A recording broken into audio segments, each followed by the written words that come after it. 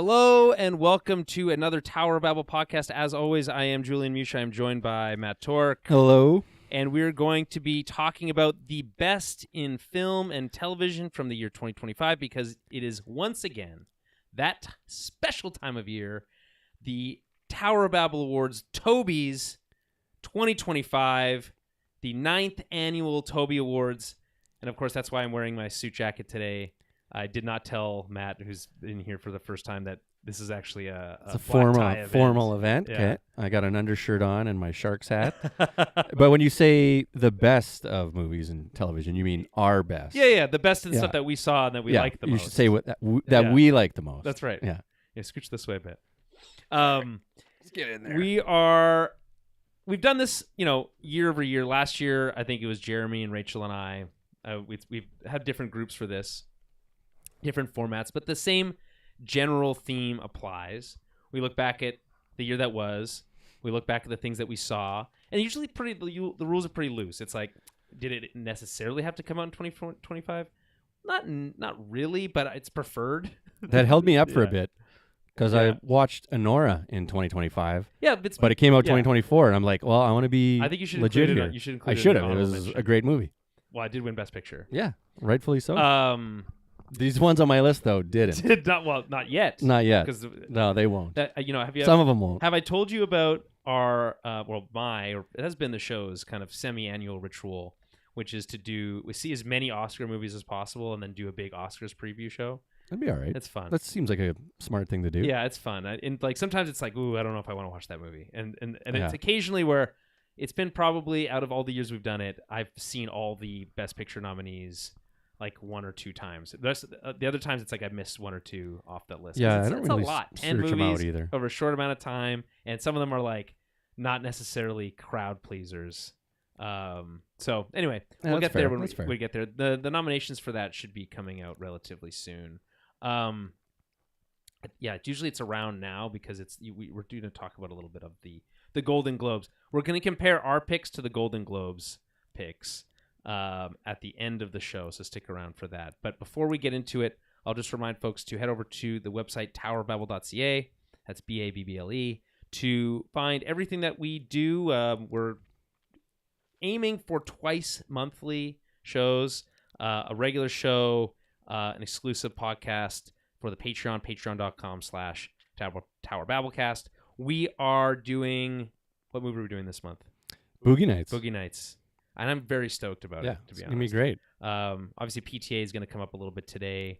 But generally, we try to pick a fun, older movie that we haven't seen. I actually have some extra categories that I added for my own pleasure. For instance, best old movie I saw this year is on the list, and we'll get there. You can feel free to I'll try and think of one your memory quickly before. Yeah. Anywho, make sure to subscribe to the podcast. We do this live on YouTube and Twitch, so head over to YouTube and Twitch, subscribe to this to find out when we go live. I have no access to the chat room, really.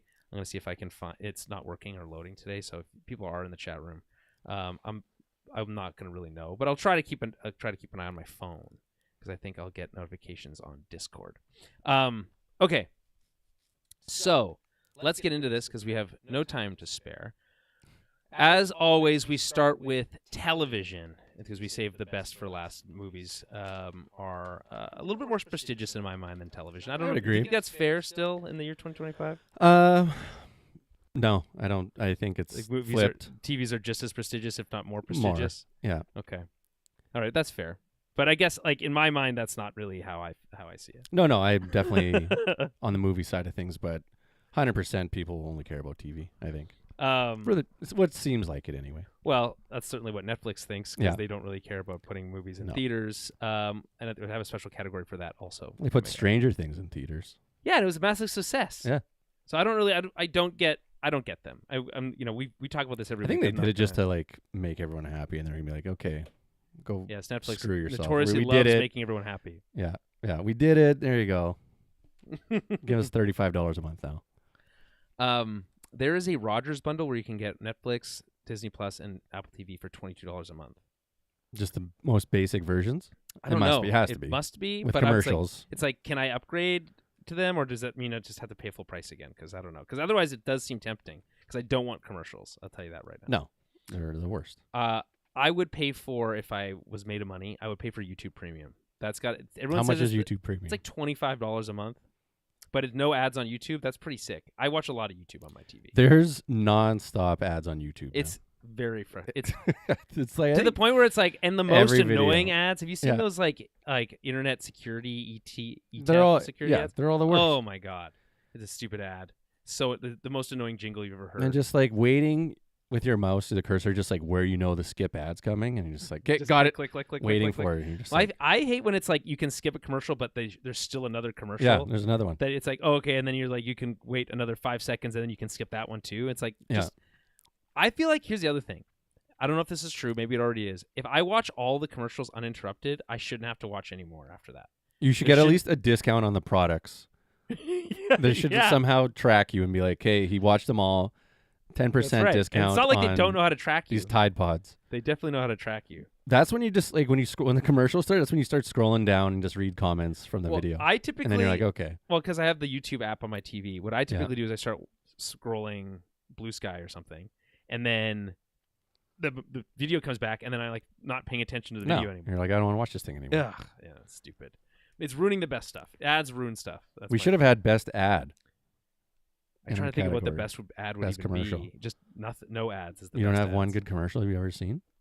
Off all time? All time. I can think of my favorite, or one of my favorite movie trailers I've ever seen. No, that's not a commercial. Okay. I mean, technically it's a commercial. It's a commercial for a movie. That's fair. Okay, we're talking about, but you know what? Enough talk about movies, okay? That's for later. This is television time. So, and these are almost all streaming shows. So, because who's watching network television in the year 2024? Don't have cable. So, right. So exactly. So you probably didn't see ads unless you were on Amazon, in which case you did probably see ads because they added ads for no reason. Yeah. And in fact, they're being sued for that because there's like, we already paid a full premium price and then you just added ads for no reason. We know it. So anyway. They don't care. They'll do it. They don't care. All right. So here's some shows of note before we get into spoilers. None of these are in my top 3. Okay. These are top 3s, by the way, because we want to make this easy on the hosts. Ones of note? No, they're just in general. Okay. I've got my top 3. You've got your top 3. But I've got some notes. So there's Invincible Season 3, Severance Season 2. Actually, that is on my list. Sorry, that's a lie. Daredevil Born Again, The Last of Us Season 2, Peacemaker Season 2, Pluribus Season 1, Stranger Things Season 5. Long story short, Cobra Kai Season 5 / the finale, Alien Earth, Poker Face Season 2, Andor Season 2, Netflix, Blood of Zeus Season 3. I'm just naming all of them now. Castlevania Nocturne Season 2, Splinter Cell Death Watch, Tomb Raider Season 2, Tyre Season 1 and 2, The Bear Season 4, The Sandman Season 2, Star Wars Tales of the Underworld. I could go on. Yeah. Do you have any that you'd like to just list or just throw at a wall? So wait, these weren't your... These are not. I mean, these some of them are are. Honorable some of them mentions, or what were we just, doing here? These are just movies that came out. Movies or shows? Yeah, damn it. Shows these are all just shows that came out this year, which is actually like... No, I'll just wait for my 3. Okay. All right, so let's start then with your number 3 pick. My number 3 pick, I'm going with, on Netflix, Running Point. This is, I assume, a basketball It show? It is. How you guessed it. Kate Hudson. Who else is in it? Drawing some blanks. Wait, is this where she owns a basketball team? So it's the Los Angeles Waves. It's like a take on the Lakers. She's kind of playing an exaggerated version of Jeannie Buss and the Buss family that owned the Lakers. Okay. I just thought it was well done. Wait, is Jeannie Buss someone who owns the Lakers? Yeah, her father owned them, Jerry Buss, back in the day. Right. And then left the team with her and her 2 brothers, but she became the majority owner. And then because is it like, how close to real life is this? Because it's pretty bang on actually. Obviously it's a TV show, so I saw one episode of the show, for the record. I liked it though. It was definitely enjoyable. And just an easy watch, which I like. I'm a big basketball guy.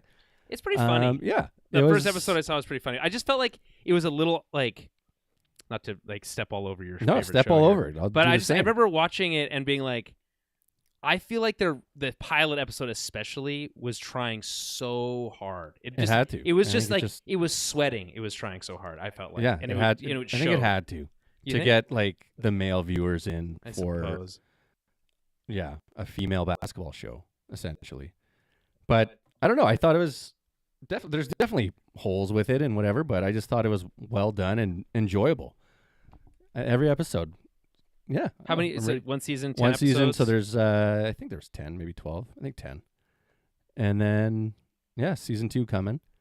There's a season 2. That's good. Yeah. It's so rare with Netflix. You're never sure. No, you're like, do I want to be invested in this show? No, so that would be my number 3. Okay. It was an easy watch, enjoyed it. And I thought it did everything well. Kate Hutchin, Drew Tarver is the other one that's referenced here. How do you feel about Netflix television in general in 2025? It's a lot of like put on in the background. Don't think it's all background noise, right? It's all background noise. Like you think this is like it counts as that probably, right? This, yes. Okay. This, well, I'm pretty sure it could be something that I'm super into, and my phone's probably in my hand. It's very rare for something to be like, hey, I'm waiting and like phone's not near me. And now with a kid, different story, but it's just like, I don't know. That's just that's TV now. There's stories coming out how they're told, like writers are told now to just dumb down dialogue. Like say it spits, like tell people what people are thinking, so that people can aren't paying attention, can just like listen and follow along with shows now. So they're like, but then you have people like that's insane. The Pluribus guy, right, who's like, I'm not doing that. No, and I'm gonna make my show so slow. Yeah. And some people are going to think it's boring, including me at times. But it's still very good. Not Netflix. It's not Netflix. So that's why. But I don't know. I just think that's what it is now. It doesn't make it good. Here's a review for Running Point. Okay. I guess this is. Let's read the summary. No, we want AI generated from text of user reviews. Boo! We don't do that. Great. But here's what they say: character development is good, chemistry, comedic brilliance, family dynamics, social commentary. Okay. And then negative derivative. Thin story, uneven quality. All right. Yeah. This one says funny and enjoyable. An 8 by Missy. It's an easy watch. Missy the cat. Very funny. I'm not really a sports fan. Hold on. What's it? I'm not really a sports fan, but this series is great and funny. It's funny in a way similar to Ted Lasso, where the lead is a decent person with flaws. It's not a bunch of a-holes being jerks and us laughing at them being jerks. But there's an undercurrent of humanity and something desperately needed in today's world. I agree with that idea. That's why I don't watch. Good review. That's why I don't watch Always Sunny in Philadelphia. Those people are the worst, and I just like can't. I don't enjoy watching. At least 8 seasons of it. I'm like, okay, I'm good now, and I haven't watched an episode since. I think they're on like 20 something. That's too many. Yeah, they're going. Okay, let's move on. My number 3, Pluribus. I just mentioned it. Pluribus season 1. Definitely, probably better than the show I just recommended. Well, we'll stack them up later and see how different they are. Better is all relative. Yeah, I guess obviously it's a little bit recency. There's a little bit of recency bias, which it's hard to avoid. But I do think about it a lot. Pluribus being just like this brilliant concept. Okay, wait. I'm cutting you off for one quick second. I'm only 4 episodes in. Okay, but you know what the concept is. Yeah. Right. So I don't know if the spoilers come. I'm not going to spoil. There's no spoilers. I'm very slow to the game. We're going to be no spoilers as much as possible, unless it's something like we know that everyone's basically seen. Or I'll give a warning before I do any spoilers for anything. But I won't spoil this because it's still relatively recently. So I said I called him the Pluribus guy earlier, but Vince Gilligan, obviously of Breaking Bad fame and X-Files. Brilliant sci-fi concept. I love a high concept sci-fi show. I watched. It's not on my my list, but Foundation. I think we're on season 3 or 4 of that, which is on Apple TV Plus, and it's just like this extremely high concept, super far in the future, like almost Dune-like show. But this is way more grounded. Obviously, Pluribus is, and I am at the point where like living in this shithole humanity world that we live in, where Donald Trump gets to be president. I'm fascinated by these like character study type shows that have this like, I don't know, again, this high concept hook. So Ray Seahorn's great. We spent a lot of time watching her just do random shit in this show, which is one of my critiques of it, which is why it's only falls to number 3, because I do find it slow at times. I know that's the kind of like his style. There were I'm watching like this like trailer for it on Apple TV Plus. There is one part of the show though that I will say that felt like it was tailor made specifically for me, which is when this one character is like driving through these like beautiful landscapes, and it's playing one of my favorite like artists from recently, Khruangbin, which is like this like psychedelic guitar stuff. So good, I love it. And it's like that is all that is playing. It's just a feast for the eyes. It's a great looking show. I love how it looks. I love this exploration of like what it means to be an individual. What are your responsibilities as an individual in a society, right? I don't know. It's great. It's super smart. I love smart shows because it's fun to go week to week. You're not having this experience because you're behind, but to go week to week with a show, which is something a bugaboo of mine I've had for a long time, which is like the binge model sucks. It does suck. I don't want it. No. And so going week to week with a show like this and listening to podcasts and like having people like pull it apart and dissect it and like, explore the individual moments on every single week, and that just that just is part of the experience for me. So love that. Anything where I get to be a part of that like zeitgeist of the show is always amazing for me, which is I think consistent across my list. So I feel like the last show I watched week to week was his Breaking Bad. And there hasn't been like that was actually the last week to week show I watched. Well, that was a long time ago. Were you ever a Game of Thrones person? No, I binged that hard like after. Okay. I watched it the last season. Did you watch like with everyone else, yeah. but Did I you caught watch, up quickly. House of the Dragon? No. Okay. I did actually. Were you week to week on that? I guess I was. Or you just didn't care that much? At that point, I didn't really care. I wasn't too into it. But here's how you know that week to week is like. But this is the last one I cared about week to week. Pluribus. Was Breaking Bad. And before that. Yeah, before that. It's how you know that week to week is obviously the superior method. Even Netflix was like with Stranger Things, like, well, we can't release it all at once. Yeah. So they released it in 3 chunks, which, that Netflix, who refuses to ever admit that they're wrong about anything. Anyway, yeah, Netflix has a lot to answer for, in my opinion. Okay, that's my number 3. What's Good your luck number getting 2? those answers. So you have to pay premium for the note, otherwise you just get ads. Okay, I'm going comedy. Okay, I'm glad. I don't have many comedies. Okay, I'm going The Chair Company. I know you're not a big fan. I know. It's not that I'm not It's a big not your fan. guy. It's just not my bag. Not your type of humor. It's not my bag. Baby. Yes, exactly. Yeah. Well, if it was just my favorite comedies that I saw every year, I would just put Austin Powers over. Yeah, over. I know that's on my honorable mentions with a couple others that I've watched over and over. Yeah. But yeah, Chair Company. I'm a huge Tim Robinson guy. Saw him live in LA 2 years ago. It was great. Yeah. Crying my eyes. That was so funny. I'm just sold. The humor. I love it. And so I know it's an acquired taste. This one's apparently weirder than most. Yeah, right? It's definitely strange. There's some slow parts. He's just a guy I like the sight of him. I laugh. He's just an ugly looking dude, and I'm there for it. You're like, I can relate. I feel it.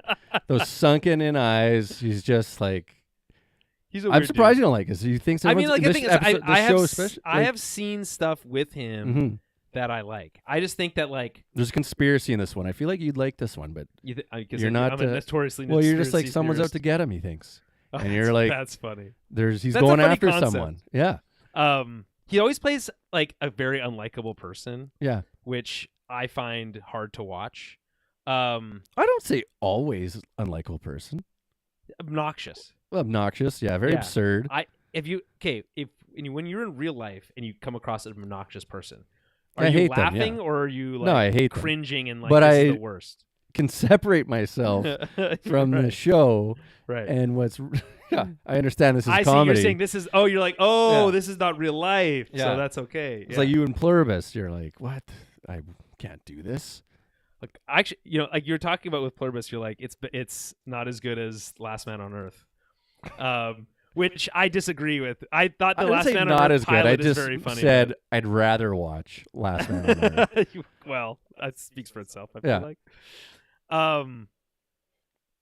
The one thing about Pluribus that I do relate to is the ability to, like, if you could just do whatever the fuck you wanted, I know. love the idea of putting yourself shooting in their shoes. golf balls at a skyscraper off of a parking garage sounds great. Yeah, anything. Yeah. Just let me sounds just fun. do whatever I want. When she Yeah. gets a grenade, Yeah. like they bring her a grenade. It's Although like, that doesn't work out. no, well. it doesn't work out. But I was like, give me more grenade. I would, Yeah. but then like, I would drive a Ferrari and stuff. I know it's Oh, like yeah. there's a whole commentary about like how indulgent that would be, but it's like You'd be that one guy who's Come like, on. I'm living in what is it? Or the, Air Force One. the French guy. Yeah.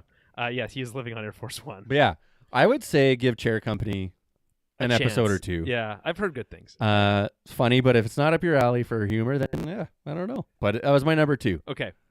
My number 2 is Severance season 2. Yeah, I forgot I watched this. So year. it's a lot. It's earlier in the year, but the thing is Yeah. that like Severance took 2.5 or 3 years almost between seasons. I thought Severance season 1 had the best season finale, maybe of all time. Like I would agree. it's so this like insane moment, and then it's just like everything's coming together Yeah. in this like this absolutely epic fashion that feels so satisfying. And then there's this like this one moment where you're like, oh god, they're gonna figure it all out, and then wait for 2.5 years before the rest of it. When you find out are they making it anymore, or you're just like, You're like, is that yeah. all? No, that was great. And the other thing is, it's crazy to find out that Ben Stiller is like an auteur filmmaker, Yeah. which is also crazy. He's Zoolander himself. I make references to Zoolander so often. It's one of those movies that's like it's actually not that good. What's the most? but No, It's still very funny. it's hilarious. What's the most referenced part? What do I say the most?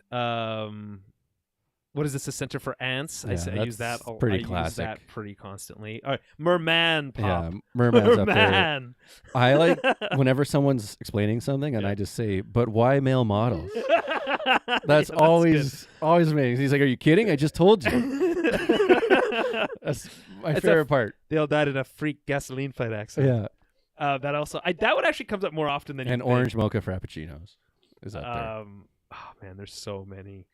There's so many good. It's a walk off. I And use yeah, that one a lot. feeling I'm taking crazy pills. I also feel like I'm great. taking crazy. Yes, that one might be the most common because it has the most. It definitely practical. screams you, that one. I feel like you said that. I invented the piano key necktie. Yeah. Yeah, that's great. Yeah, kill the Prime Minister of Malaysia. It just like it just never stops. The files are inside the computer. That one never gets old for me. And listen, your friend Billy Zane is a pretty cool dude. Anyways, we should have had Zoolander on our list. You remember there's a Zoolander 2? Do you know that? Yeah, I've seen it. I've seen it too. I couldn't name a Uh-huh. single thing I that haven't happened seen in it that since, movie. but Yeah. Anyway, Severance season 2. It is different than season 1. It is. It takes a different approach, but it's really still super freaking cool. It's really still very freaking weird, and again, the finale is off the wall. It's so crazy. I'm thinking like, it's been a while since I've seen it, like, so I don't remember like specific moments, but I still remember thinking like, this is a show that's super smart, knows exactly what it's trying to do, but is also still able to be really funny and charming with its main characters. Agreed. And like, you're like, oh no, yeah, like the whole concept of innies is like inhumane. Yeah. But it's also like, oh no, you created another individual, so to destroy them is also inhumane. And so it creates this like massive, like knot that you tied, like the audience gets tied in, where you're rooting for multiple competing interests at once. Yeah. I think it's a really fascinating story. It's really cool. It's very, how do you like? It's like cool from a visual perspective. It's like lots of super neat. snow and cold, I guess, and like whites, and it's like desolate. There's this one episode where they go to this like abandoned town that is extremely depressing. Apparently, it's in like Nova Scotia or something where they film that. That has like a iceberg. Which one's the oh There's yeah, like an iceberg yeah, in the yeah. and it's like they're like where they originally came from, and it's like all this. It's anyway. Yeah. There's all this crazy lore. It's fun to unpack. That's what it looks like outside right now. Yeah, basically. Yeah. We're having a weird winter though. It's raining and then it's freezing cold and then it's raining again. I don't know what the hell's going on. Global warming. What would your innie be like in your current job? that you work from home. He would kill himself.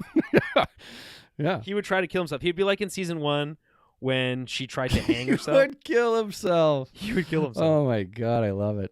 It's like He would. So many of our indies would be just offing themselves. They're like, this is where you work? This fucking sucks. I like the idea of this. I feel like my innie would kill me. Oh, he was like, well, no, so he doesn't have to. Why? Because it'd be like just disappointed. It'd be like, this is where you're taking me every day? Shame on you. Okay, I guess the question would be, how much would you have to be paid to do that? To sign up for an innie? Right. To get an innie? Yeah.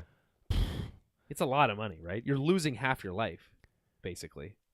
Yeah, as opposed to me living it at my shitty job. Yeah, So what are you talking about? Like, what's the... I guess, but it's like you still have autonomy in your life to like make your own decisions. That you give up that. I do Google a lot of stuff at work, so that's fun. The nice thing about work, I'm always finding a computer stuff, is that like we you talked have about. access to the internet and Yeah. you can just do anything. Facebook Marketplace. Yeah, I was looking at nightstands today. Yeah, see? Marketplace, yeah. So my innie would be...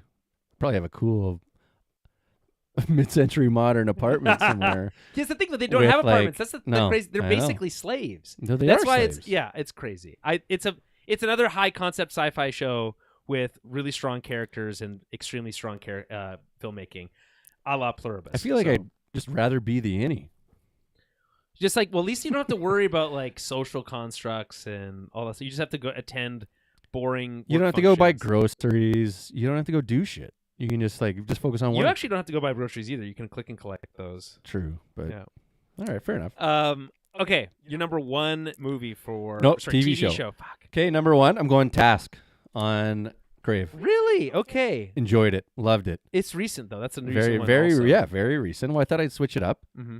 and threw you for a loop, which I did. Yeah, I wasn't expecting that. Yeah, just another like Ruffalo plays a good fucking drunk cop. We're drinking all the time kind of cop off the job. Okay. And Is I it love be- to is get. he- wait, is he drinking because he's depressed, or is Yeah, he he's, drinking? he's got some demons. Yeah. Okay. I won't get into it. 'Cause I think you should watch it. Okay. And I It's love on when they Crave. put together a team. It's an HBO show. Yep. Okay. I also love, when they get together a little team or a squad or a task, you can call it. Oh, they call it Task Force. It's always fun. 'Cause you Emily get- it's like Jones. a Amelia little Jones. Expendables type thing. Not like Suicide Squad. The only one I liked was that little shark guy. But First of all, he's not little. That's King Shark. Is yeah, his name. yeah. Yeah. Yeah, I Please. don't know what I can get into here about it, but the guy who plays opposite Ruffalo, Tom Pelfrey, Okay. amazing job. As his Do we character. know him from somewhere? Tom Pelfrey. No, but when I looked up his IMDb today, he doesn't have a beard, like what he looks like in the Okay. show, and I was like, "What? Who the hell is this guy?" He needs the beard. He needs a beard. Okay. He has a face that's like. Yeah, he Please needs cover this more of beard your guy. face. Oh yeah. Yeah. But it's like looks good with the beard. But yeah, great at just nailed the It part. looks extremely gritty. This is It giving is. like It is this is gritty. giving like True Detective. Yeah, it's got a good vibe to it. Yeah.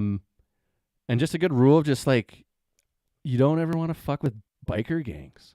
Oh, is that what this is about? There's and they're there's like a- hitting back. There's a biker gang in there that's causing some trouble.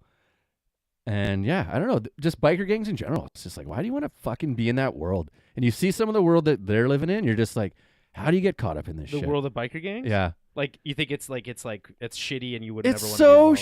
shitty. And they just like seem like they try too hard.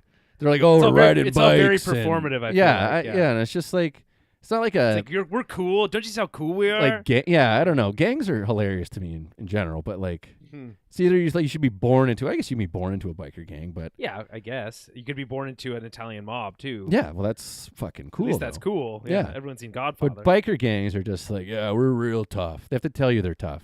And you're just like, we get it, man. yeah, like I wear a spiky helmet and a But yeah. and yeah, a and you're leather like, jacket. I've got no sleeves. But I don't know. I would Careful, highly recommend. careful, yeah, we have we have might- biker gangs here. You got to be careful. what they you might say. be watching us. Yeah.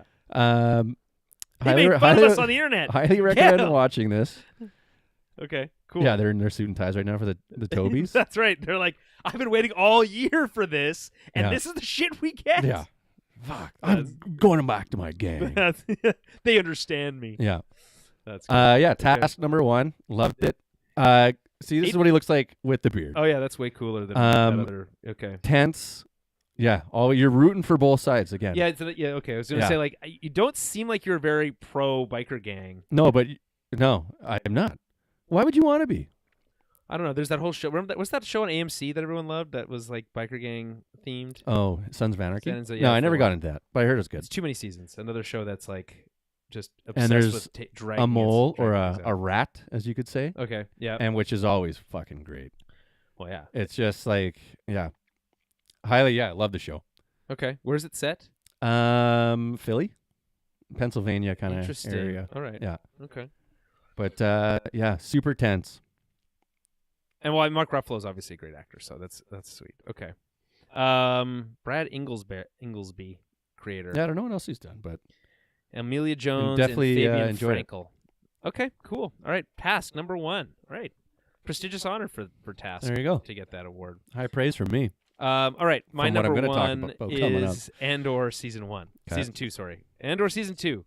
My number 1. This shouldn't be a surprise to really anyone who's been listening to this podcast for a while. Andor season 2 is a culmination of some of the best Star Wars has ever been. Star Wars is an interesting place. I'm not going to get into this. We have a whole spin-off show called Small Screen Star Wars I do with our mutual friend Rachel. We just did our year in review 2025. We talk about Andor a little bit on there. That being said, this isn't just the best Star Wars that's been in who knows how long. This is the best TV I think I saw all year. It's just so expertly crafted. Okay. It's so smart. It's so, and this is true, I think, of a lot of stuff, especially from the movie side, less on the TV side, but you're seeing a lot of filmmakers be like, hey, isn't it crazy how things are right now? The world's a pretty crazy place. You know, PTA obviously felt that. Yeah.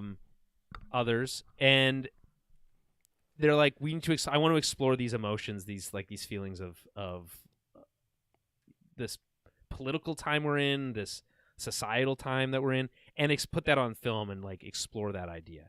Now, so Tony Gilroy is a smart man, and he encapsulates the anxieties and anger and desperation and the desire for freedom that I think is being felt by a lot of people today, especially in the United States. Probably, I'm not in the States, thank God.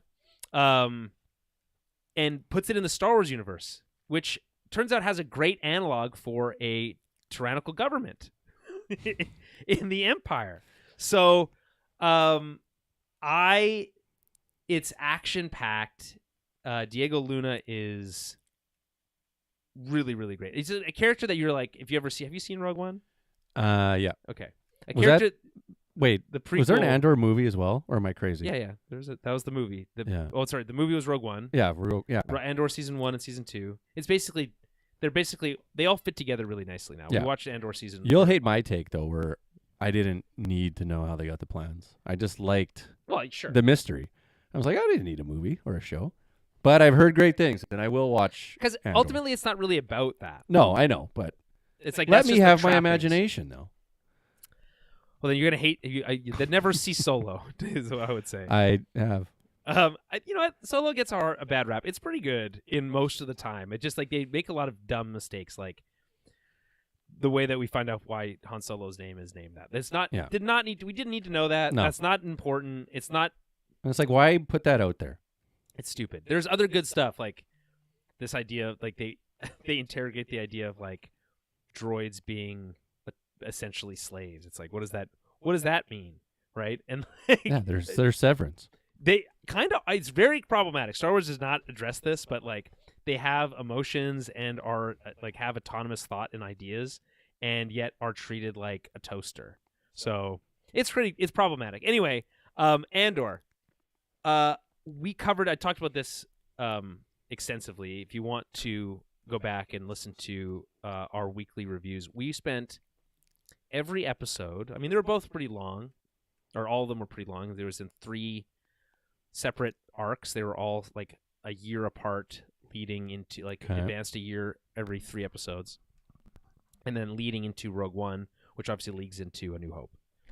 And it is so thrilling we spent hours. Like if it was an hour episode, we'd probably spend an hour and a half, 2 hours talking about it.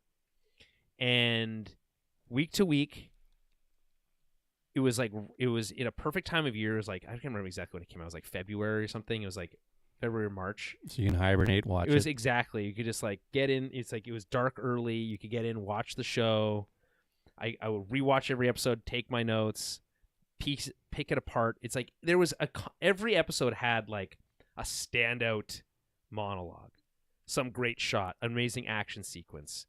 It made Star Wars feel real again, in like a really tangible way that like the original trilogy did, where it's like this is a lived-in world with like real people. Yeah.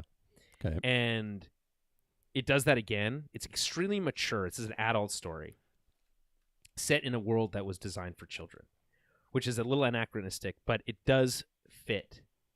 It's like, hey, this is imagine a galactic empire taken over by totalitarian. Let me try that again. Yeah. Totalitarian You can government. cut that out. Yeah. And it hits every note that you expect, right? It's like the encroachment on your like daily freedoms, the political side of it. Like you have Mon Mothma in the Senate dealing with try to fix the quote unquote fix the problem from the inside, right? You have the insurrectionists basically, and the rebels, and like how they established themselves, and like the moves that they made early on. It's really fascinating. It's I think you said it best. It's like before we started recording, and this has been said before. This might be the best Star Wars has ever been, ever. It might be better than the original trilogy. Obviously, you have to give the original trilogy its props. This would not exist without the original trilogy and the way it exists now, etc. But in terms of like execution on filmmaking, execution of ideas on screen, performances, visual effects, it just all comes together. There's not a single part of this Andor season 2 that's bad. It's all great. Better than season 1? Yeah. And season 1 is great too. I think it has a slow start. Coming? It is a 2 seasons show, and that is it. I will I'll power through it. Where does Mandalorian rank? Season 1. Season 1 Mandalorian is pretty high. I think it's like that's like I think my favorite thing about Star Wars. I would love to do an episode where me, you, and Rachel just rank all of our favorite Star Wars anything. We could our do top 10 Star Wars anything. Movie, show, episode. Can I give you my spoiler right now? Whatever. Yeah, your favorite Star Wars Pod racing. Yeah, great. That's great. Do you know Pod Racing N64? 64? Yeah. Attack of the Clones there's serial. There's a new Star Wars racing game coming out called Galactic Racer. Done. Let's get it. It has Sebulba in it. Fuck yeah. Yeah. Yeah, I'm down for that. Yeah. All right. So there you go. Okay. We'll put that on. Yeah, mark that up on the list. Okay. Let's talk just quickly honorable mentions. There's no way I could put these on my list, but I do want to mention this. I've been saying this for the last few years. Netflix animation is consistently putting out high quality programming. It's really good. It looks great. It's complex and fun. Sometimes it's like a little like the stories are maybe a little like I don't know the way to describe it, because like it's not like they're simple. It's just like they feel like video game stories. Well, yeah, they're essentially just comic books. Yeah, they've adapted and just like here's one comic book. It feels a little overwrought at times, but fine. Like so we got Blood of Zeus. Which they're is entertaining though. Yeah, that was a good one. Have you seen them? Yeah, season 1 I watched. Yeah, Blood of Zeus. Loved Season it. 3 is the finale. It's like, these are like Greek gods. Yeah, and loved it. It's Love cool Greek as hell, mythology. and it's like and they get this anime style that they've mastered. Castlevania Nocturne season 2. I had marked that as really high on my list. It came out early, like January, February last year, so I don't really remember. I can't say for sure that it was like as good as I remember as I had marked it at the time, but I do remember thinking like, this is pretty cool. It's like vampires versus vampire hunters. They've got like operatic music in it. It's like there's blood and guts flying everywhere. It's cool as hell. So you do get pretty graphic with these some of these shows, 100%. which is great. Which is like they should it's be animation, of course. Yeah. There's no limits. Splinter Cell, Death Watch, another one. Taking this like the video game concept. It's kind of like the Bourne movies, but in anime. Cool. Yeah. Tomb Raider season 2. Not as good, but I thought I'd mention it. At least it's entertaining. My comedy shout out is Tires season 2. That was from great. I hadn't seen Tires season 1, but Tires season 2 came out in 2025, so I felt like it was fair to mention. Yeah, that's fair. I watched them both. Hilarious. Shane Gillis is fucking hilarious. He's just like, this is just him. It's just him. And it's just like, was this one take? And it's just It must hilarious. be. And his buddy, his cousin, whatever, he's so funny in that show. I reference him all the time. You're gonna black out. Yeah, he's so good. Oh man. Yeah, no, pure laughs and also just easy watch. And just the concept. Yeah, it's they a work in a simple tire concept. shop. They work in a tire shop. There's like some family dynamics. Yeah. There's a bunch of stupid people, and some people trying to be better, which I think helps Always kind of like works. draw things Yeah. in. No, that show's great. It's really freaking. He's fun. hilarious. I love Shane. There's a Gillis. Vince Vaughn, like cameo in season 2. It's great. Which is really great. Which I feel like is Vince Vaughn giving him like Shane Gillis like a pat on the back. Yeah, and he's being like, yeah, this is legit. Go for it. Yeah, it's super funny. Shane Gillis seems like he really embodies the like redneck piece of shit kind of vibe, but with a heart of gold. Yeah, you know? and he hams it up. He knows his audience. That's good stuff. He's not trying to be anybody else. Yeah. He knows what he's doing. And there's more coming, so I'm excited for some. Yeah. I'm excited for the tires. The Bear season 4. I love the Bear. The season 4 is a really great season. It's like I feel like we're at the part of the Bear where it's like it's consistently good, so it's hard to give it like its props every single year. But I love the Bear. It's like there's just not I know it has its ups and downs. I think season 4 is a big improvement over season 3. Season 2 and season 1 are still probably the best. But season 4 is really good. People love it. You can't I think I was 3 episodes in, and I'm just like, I'm good. And then I saw a meme where it was like, you worked at a restaurant, though. yeah, but I saw But not at that kind I of saw restaurant, one meme, and it was just, what's this, Jeremy Allen White? Yeah. He's just like losing it in his photo, and he's like, someone just ordered something from your restaurant you open. He's like, God, I'm He's just like losing it. And I was like, that nails it. Yeah, It's like, correct. fuck it. Okay, that's the show. I'm like, Correct. I got it. It's more than that, though. I know, but it's like, that's my takeaway from it. And I was like, I'm good. I was like, hey. So he had. I Like, don't want to be stressed out anymore. Who's the guy who with, plays like, Punisher? Bernthal. Yeah, John Bernthal. So he's like his older brother who's dead from cancer or whatever. He comes back? Well, he gets lots of flashbacks. Oh, and fucking. he is so fucking good. Yeah, he's good. I love John Bernthal. I don't think there's a single role. I think, and Watching so a show with him now. I'll His and mention. hers. I will mention. Oh fuck. Okay, I'll add it. On Send it to Netflix. me. I will watch it. There's on Netflix. I don't know if you will. oh, fair enough. Actually, I watched Daredevil: Born Again, which is pretty good. Like it's a revival of the Netflix show. I'm pretty happy with it. I didn't put it in my honorable mentions or anything. It's good, not great, but it has there's an episode with John Bernthal, and it's the best one, and it's so badass. He's such a sick Punisher. Yeah. I say you're goddamn right, Red, so often. That it's like John Bernthal is like a legend to me. And, So and also in Wolf of Wall Street. Kills it in that. Yeah. He's so good in that. And then last, The Sandman. That's a Netflix show that got canceled after 2 seasons. Really high concept. This is based on a comic book graphic novel by Neil Gaiman. And it's really weird stuff, right? But it's like really cool where you're like, oh yeah, of course. I like this idea of like how dreams could have this kind of power or whatever. Yeah, he's too depressing for me. He's extremely depressing. That shows I'm just like, this is tough. Yeah, the dream. I was reading Vinny, my daughter, a book last night. By Neil Gaiman? He was he's one of the authors. And I was like, what the hell? It was like a little panda book. Kids book? Yeah. I was like, all right. Neil Gaiman is a really weird guy. Okay, here. I got some honorable mentions for you. Yeah, hit me. Adolescence. I don't know if you watched it. Okay, I can't. Why? Cannot. There's just it's no. It's What? too much, man. I'm sorry. What? You need The idea fucking Jedis or I what? can't. It's too much. What are you I talking can't about? You're handle talking it. I about can't handle Jedis, it. slavery, the world No, dying. I get that. I'm saying that those are all accurate. This is a real world kind of concept about extreme injustice, and I can't handle. I can't that's what all your shows are about. I know that. But this is like a bridge. Great story, great acting. Stephen Graham's fucking okay. I like Stephen awesome. Like he's great in it. Netflix, as a dad. Netflix in the UK puts out some of the best stuff, and I don't understand why Netflix America feels like it's just a plastic making machine. Because look who their audience just, like, is. Pumping out garbage over and over and over again. Yeah, they don't care. People will watch anything. Yeah, right, fair enough. Okay, then The Studio. Yeah, this is the Seth Rogen, and thing. loved it.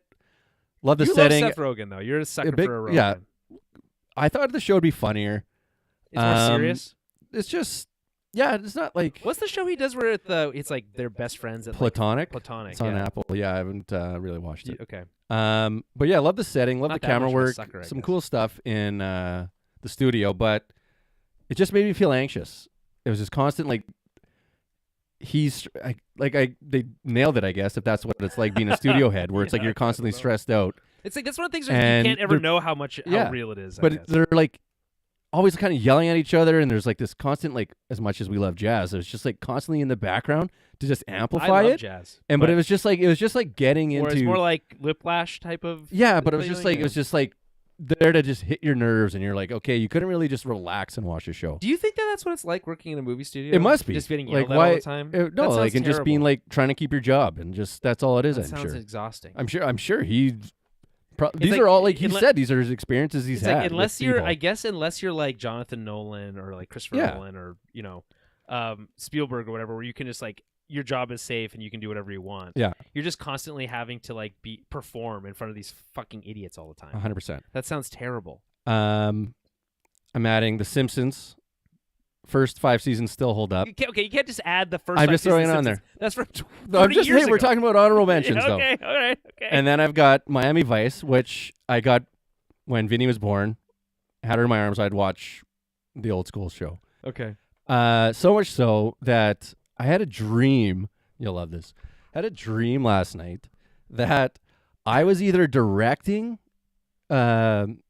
Crockett Okay. or I was Crockett. I don't know. But we're It's like hard to cameras say. looking at him. He's leaning. It's fucking pitch black. He's leaning against his Testarossa. Pitch Black, hard to film in Pitch He's Black. looking so fucking cool. And Like, he's we on need some light he's on on this this guy. massive cell phone that's like the bricks Nice. phone. Yeah. And he's just grilling his team, his squad, for like leaving him hanging out to dry. He is fucking mad at him. And I'm just like, but as he's saying all this shit, he's saying all the problems that are in my life that he's just like saying. So I wrote this for him or that was me being him. And I was like, okay, I'm watching too much Miami Vice. But you could just see he was tired and exhausted. The bags were just like pulling his eyes down. And I was like, this is great. I loved it. And I'm like, this would be a great The bags are just pulling his eyes. episode in season 5. But So wait, so you watched the final season, which wasn't on Amazon, right? yeah, I still got a And couple more to go. But How is it's pretty out there for some of them. it's not great. And they're not always like together because Don Johnson's off doing some other stuff. So it's just like Rico doing some shit. Oh, and you know, that's when not seasons fun. do that and you're like, no, I signed on for both of them. Well, and first of all, Don Johnson's clearly the Yeah, he's the fucking man. he's the draw. Okay, and then the last one, after I told my wife this story, she laughed my ass off.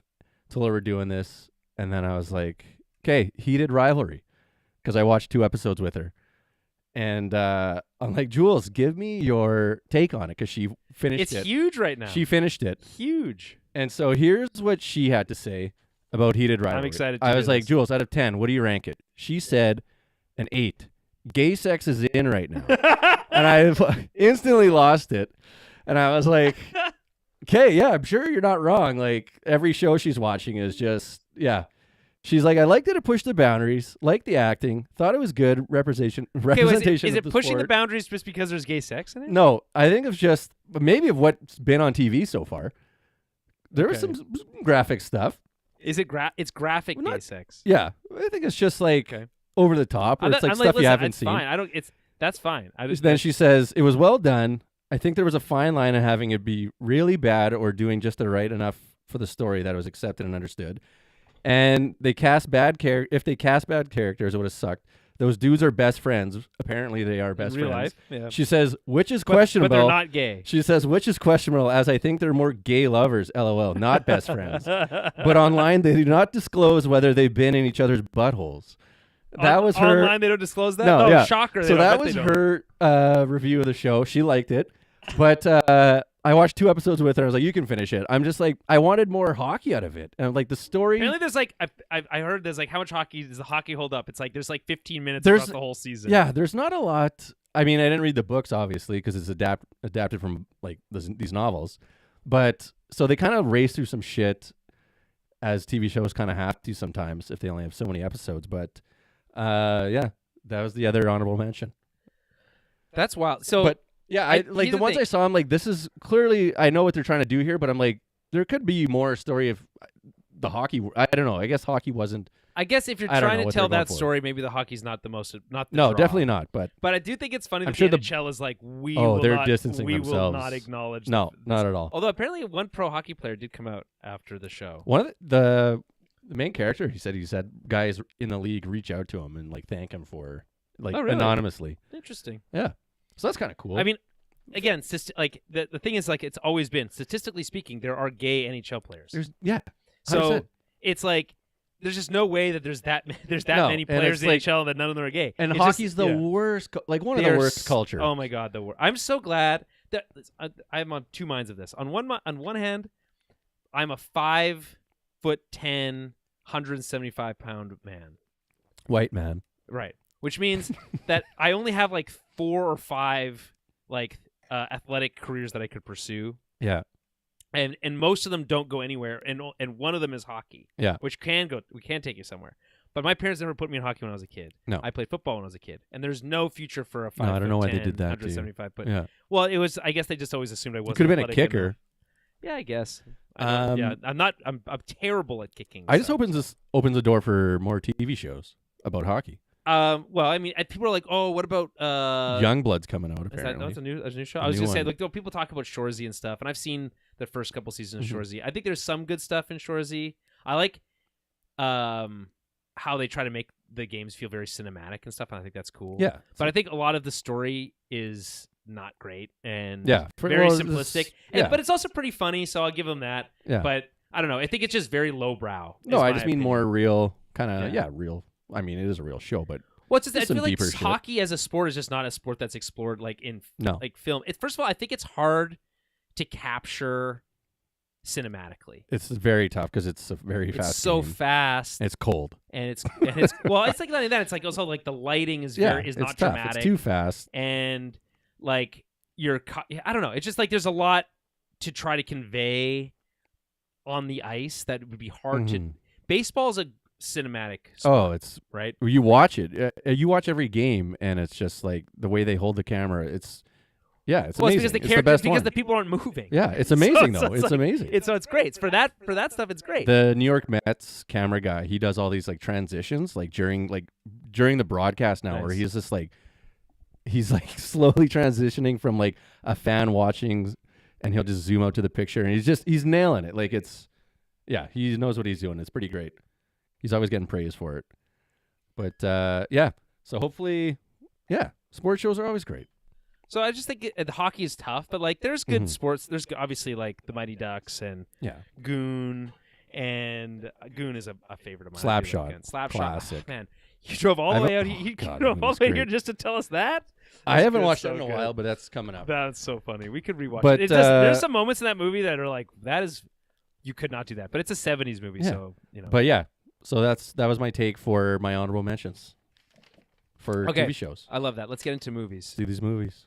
As you had no disappointments. I will say that I had one disappointment, which is Star Wars: Tales of the Underworld. If you want to hear me talk more about that and why it's so disappointing. No, I don't even know what Star Wars Underworld is. 2025. It sounds like it didn't need to be made. Year in review, small screen Star Wars. You can find that on the feed. Okay, let's talk about movies. Okay. Let's start with. So I did a top 5 because I got 5 too. Then. All right, so we'll do the 5 and 4. We'll just consider honorable mentions, but we'll start with those. We won't get them into super detail. We'll spend more time on the top 3. Okay. So my number 5 is Guillermo del Toro's Frankenstein. Okay. Didn't see it. Which came out on Netflix. Which had a short run on in theaters, like 3 days. Anyway, we've talked about this before. Yeah. Drives me nuts. Okay, wait. For next year though. Yeah. This should have to be about movies in the theater. Well, technically it was in the theater, so. Well, no, but okay, fine. But you have to go see it in theater. I mean, okay. Well, you have to present receipts. Spoilers for one of my odd categories, which is best limited release I did not see in theaters, which is Guillermo del Toro's Frankenstein. Okay. This is a movie. I'll just say this about this movie. I love Guillermo del Toro. I think he's like reached this like auteur level of filmmaking where he can kind of like do whatever he wants now, and Netflix is giving him that money, and so I don't disparage him for like making that decision. I just think it's crazy that we can't see these movies in theaters. It drives me absolutely up the wall. This is a movie that deserves to be seen in theaters. It's so Did you see it in theaters? huge. No, but I Then saw it on where you go? because I saw it on at my home theater, which my home theater See? is fine. There you go. That's the problem. It's just My not the home theater's same. fine. There It's you go. not You the just same. I know, but then you should have went to go see it in I theater. tried. It's only 3 days. People have lives. Do we? We're podcasting Yeah, about well, movies I have. right now. Yeah, but it's not my full-time job. I wish. Okay, That's your number so 5. that's Guillermo del Toro Frankenstein. Great performances. Really like amazing storytelling. It's just like Guillermo del Toro doing his shit. It's You got a Star Wars guy in it, guy from Euphoria. Yeah. And there you go. Yeah, I think I loved it. 'Kay. Okay, so what's your number 5? I'm going Predator, Killer of Killers. Nice. I saw it was just on your nerd one there, but yes. Another best in nerd shit. but it's up there for me. I only had the one category, but So do you like that one better than the live action one? I do. I love that one. I love the Killer of animated Killers. one. Yeah, Because they're different. just because I knew it was going to be good because it was animated. I had a feeling I'm going to enjoy this. Trachtenberg has figured out the Predator stuff. It's I'm like, this it's is really going to be enjoyable because I know what I'm probably going to get out of this. And sure enough, it blew me out of the What's water. your favorite segment from it? Like, what's your of the 3? I think I gotta go. Or 4, I guess. I know you said you liked the samurai one. Yes, that's the best one. I do like the first one there with The that. Vikings. Yeah, it was just because that first Predator was just a beast. I like the way he's killed too. It's pretty. Yeah, it was badass. pretty good. But yeah, the third one was definitely 3 or 4? 3. Well, the fourth one The is like the pilot? fourth section is like they all come together. Yeah, that's right. The pilot pilot one is was- weird. It's too much. Could have been. Yeah, it was just too much aerial shit. I'm just like, get him on There's the a part where he ground. flies his plane Yeah. sideways through streets, and I'm like, that's Yeah, bullshit. there's no way this plane is beating this plane. At least if you're on the A ground, you can spaceship? slug it out. But like, yeah, yeah. But I like there was some little. No, the most crazy Cuban part kid. was he gets out onto the wing of Yeah. his own plane. That's the craziest, most insane bullshit I've ever heard. Fuck, I'd do that in the war. Why wouldn't you? Get onto the If wing I of had your own to? plane. I Hey. don't know. I don't. But, I yeah, would that was- eject is what I would do. I was just thoroughly enjoyed that movie, and I'm just like, okay, you know what? I'll put it on my list. It stuck with me for a bit. And I was like, I really enjoyed I it. think it's great. First of all, I love the title. Killer of Killers is a Yeah, great that is title. awesome. It's not as good as Prey, which is like the coolest idea for a Predator movie. I like naming convention. Okay. I loved Killer of Killers. It's on my honorable mentions. Okay. I will say that it is, again, you mentioned my special categories. So yeah, best in nerd shit 2025. Yeah. Predator Badlands number 1. Killer of Killers 1A. Okay. That was close. Yeah, I like Badlands because it's a ballsier movie. It's like, hey, we're bringing Predator back to live action. We're gonna put a Predator as the main character. But they're which I think interchangeable. Like they could be. Yeah, I mean, Badlands same could be director. Badlands could be animated. Yeah. And if Killers wasn't, you'd be like, Yeah, but it's an anthology. It has Yeah, a different no, I know. feel. So I think this is a complete story. Yeah. Obviously it sets up for more. I also love that it like brings the Alien universe back in with the Weyland-Yutani like connection. I think that's really amazing. Great year for Alien and Predator, to be honest. who did the Terminator animated one? Was it 2 years ago? The anime one, Yeah. That That was Zero. also sick. I don't know, but I also thought that was freaking. It was sick. fucking I'm wild. so glad you said that. I was just Fuck yeah, popped that's in my so head for some cool. reason. I was like, "Fuck, I want to watch that Terminator again." Zero. I That was one like, was brutal. That's the first time I've like, seen a Terminator be scary. scary. It was right. He was probably since the second. that movie. thing was automatic. Like he was The ready murdering to. the cops is the craziest. Yeah. Like that's. Wild. Is that still on Netflix? I want to I watch think that. so. Yeah, again. it's a Netflix. That I thing was think it's actually Netflix scary original. though. Where Yeah. I'm like, I don't know if I want to Yeah. watch Like this. kids going in, to bed. running around by themselves, and there's Yeah. a Terminator chasing them. It's the coolest. Yeah, thing. that was Oh, really yeah. good. Can I add Yeah. it to my honorable mentions? Yeah, you can add Okay. it. Mentions. They came out last year, but Okay, that's fine. fair enough. Okay, so your number 4. No, that was my number Oh, 5. you're- You're number 4. Oh, my number 4. F1. Okay, F1. it's on my list too. F1 registered trademark the movie. Don't I get saw this sued one here. twice. I've seen. Wish I haven't would've. seen a lot of. I don't often go see movies twice, but I saw this in regular, whatever. I think just recliner Yeah. seat, and then I went and I want to watch it in IMAX, and we don't have a full IMAX screen, and I won't get into that now. But I went and watched it in IMAX, And I'm so glad I went back and saw it again. This is a movie where, just like Top Gun Maverick, of course, same creative group, it is just like pure cinema. It's like, I'll never be in a race car or a fighter jet or whatever, but this gets you as close to that feeling as you can get. I like big music. It starts with Led Zeppelin. That's the good first soundtrack. That's the very first thing. The you intro hear. song is fucking dynamite. I play it sometimes driving to work, and I was like, oh, at a red light. Yeah, it's sick. Yeah. And like that opening sequence where he's, I don't even know what type of racing that is, like IndyCar or something. Yeah, and, that's the stock car stuff. Because he's driving like a Ford GT or something like that. And it's super cool. It's like, don't lose. If you, what does he say to him? He's like, he gets back out of the car and he's like, if you lose this spot, I'll kill you. Oh yeah, don't lose my Yeah. It's just it's badass. And like, yeah, sure. Is Brad Pitt like basically a cipher of a character that has nothing interesting to say or do during the whole movie? Mostly, yeah. Yeah, but that's him. I signed up for it the day one. I'm like, this is what he's doing. I'm in. Idris Elba's kid's good in it. Yeah. It doesn't. The thing that is so brilliant about this movie is it has no villain. Yeah. There's no bad guy. And it just somehow makes it dramatic. Even there is a bad guy, I guess technically, but not really. It's your inner demons for racing. Well, there's a bad guy who's kind of like trying to sabotage the team, but like in general, like the team is just about or the movie's just about, can you come together as a team? Yeah. I want to build a race car. Yeah. I just want to build a car. Brad Pitt walking in there. Yeah. Just winning, gets the girl, doesn't call her back. Yeah. She's fine with it. I love and then just leaves as a winner, which I love about sports movies. Every sport, he walks out into the sunset and then goes and drives the Baja racing. I want to watch the sequel. I want to follow his character. Like Once Upon a Time in Hollywood, The Adventures of Cliff Booth. Give me this Adventures of this Brad Pitt Baja racing. That's fair. Around. I mean, to be fair, Cliff Booth and this guy are basically the same person. I loved it. So love Cliff Booth. Okay, your number 4. I'm gonna go with I can throw F1's in my list, but I might just. All right. Save it. We'll talk about it. We'll just mention. Okay. Well, then we'll just. I'm gonna go Friendship, my Tim Robinson movie. Really? Him and Paul Rudd. You were just obsessed with. I want to laugh, man. I like to go have fun. I don't need to see the world. I like to be oppressive. I want to be sad. God damn it. I like to have fun.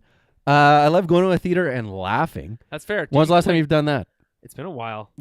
It's been a long time. I was laughing out loud. I really wanted to go see the new what's it called? The cop one, the parody cop movie.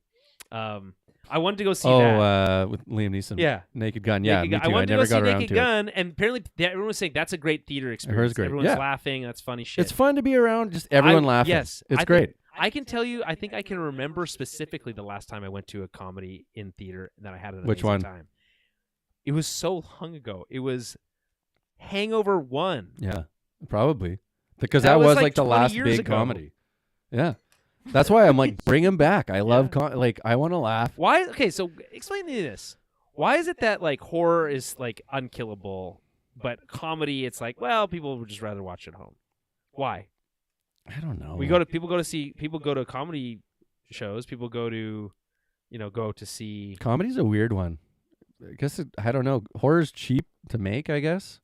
You always know what you're getting with a horror. You know what you're gonna get. You know when the jumps are coming, and it still gets you. Yeah. Comedy, it's like it has to hit, right? Yeah. But I guess that's the thing. Is like you think that like a movie that hits, where it's like, oh, the word of mouth is out there. This is a funny movie, like Naked Gun had. Yeah. You think that would like? You think would it would, better, but it doesn't do it. Didn't do it. But yeah, I don't know. I loved it. There's some funny super scenes walking up, and the guy's like, "Hey Tom, I'll need a ride home." After killing Charlie Sheen's wife, me and my buddy Dylan were sitting front row because the theater was packed. We were laughing for 10 minutes after that part about that same part, and everyone behind us was like, "Shut the fuck up!" That's so and we were funny. Losing it. I'll need a Kills ride his home. wife and asks him for a ride home. That scene is so funny to me because that's I'll need a ride home. The hot dog and yeah, that's so funny. See, but just saying is like, yeah. Obviously, I'll need a ride home. I killed your wife. Like it was the funniest thing ever. Yeah. Okay. Anyways, okay, your number. My number 3. Okay, we're getting into our top 3s. Okay, 28 years later, which is apropos because 28 years later, The Bone Temple just is hitting theaters. I think today or yesterday. Okay. 28 Years Later, which is a return to a franchise. It's a franchise film. I'm happy to say that none of my movies on my list are franchise movies except for this one. And even this one is like very auteur driven, right? Fair Danny enough. Boyle coming back. And this is another movie where it's like, hey, audience, you know how crazy that shit is out there in the real world? Yeah. Let me craft an analogy for you in a very smart way. All your movies are about the same thing. Well, I mean, kind of. Yeah. And your TV shows, they're all about one I'm thing. sorry, I don't know. I mean, yeah, I guess. They're all about like how depressing life is. But no, it's about the resilience of humanity. But Fair enough. 28 Years Later is super fucking cool. I haven't seen it yet. Not but only is it like a really fun zombie movie, right, that has like cool action elements and stuff, and it's also gross. Yeah. But yeah, it has something to say, and it has a really bad ending, I will say. Oh, okay. It ties right. It does this thing where it's like, hey, I'm going to set up Bone Temple, this other movie that yeah. and it's like super jarring and weird, and you're like, wow, why is this in this movie? Because I feel like it doesn't need to be in there. If I could change one thing, it would be like fix that ending, make it tighter, and then make Bone Temple its own standalone thing. But anyway, I would rewatch this movie. I'm excited to see Bone Temple. I don't really watch horror movies generally. This is much more thriller than it is horror. Okay. It's got cult stuff. It's got like edge of your seat, heart pounding moments of like adrenaline that are like, it deals with it. You know, call it. Maybe it's played out, but you know, a kid and his father, you know, an older guy and a younger and a child surviving the apocalypse. Maybe you've heard of that. Yeah. Where have I heard that before? Yeah. But they do this. They do some interesting things that make it, that like change up that formula. And then they introduce the Bone Temple concept in this movie, and it is such a twist. It's so brilliant. It's so smart. It's so heartfelt. One of the best movies of the year. 28 Years Later. Yeah. All right. What's your number 3? Well, I should have swapped it. Yeah, but for honorable mentions, but Happy Gilmore 2 should have been an honorable mention for me. Okay. Well, wait. Just only because it's hitting the nostalgia that I wanted. So wait. You feel like it doesn't deserve your number 3? It shouldn't be. F1 was in there, but we already talked about it. Well, so no. F1 is fine there. I'm just saying we talked about the F1. We already talked about it. Yeah, that's fine. But Happy Gilmore 2, I'll touch on it just for a little bit. Yeah, absolutely. It's funny. It's probably just, I don't know, brought me back to my childhood, and I think just about becoming a dad this year was just like hit me where I wanted, like, How this many is places everything are you I needed. booze around the house? Oh God, not enough. No, but it's like, yeah, that joke alone was great. But yeah, the movie, obviously people hated it. They're like, whatever. People did hate it. People did not hate it. But it's like, no, but it's what do you expect? It's Happy Gilmore 2 30 years later. To me, it has a lot of the same it's exactly, of stuff course. It's okay. So we talked about Zoolander 2 already today.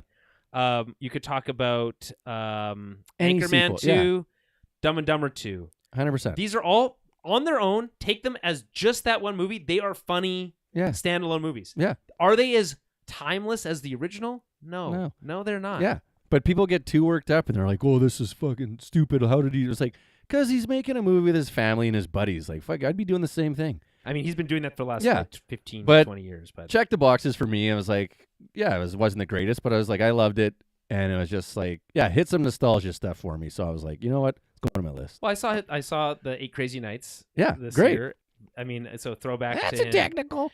That's a technical foul. He's the best guy. Whitey's so weird. Whitey's so funny. Yeah. But yeah, Sandler's like my number one guy. Like, I fucking love Sandler. And so, like, hey, so there's that movie from Netflix where he's in with Clooney? Clooney. I haven't watched it yet. But you want to, I assume. It's on there. You know what? I love George Clooney. I have no.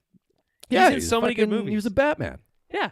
Well, not a very good one. He was all right. He's the Bat Credit Card one, which is not great. Do you take black? Is that what he said? Is that the line? I don't. I know. I don't leave it. I don't leave the Batcave without my Amex or whatever it was.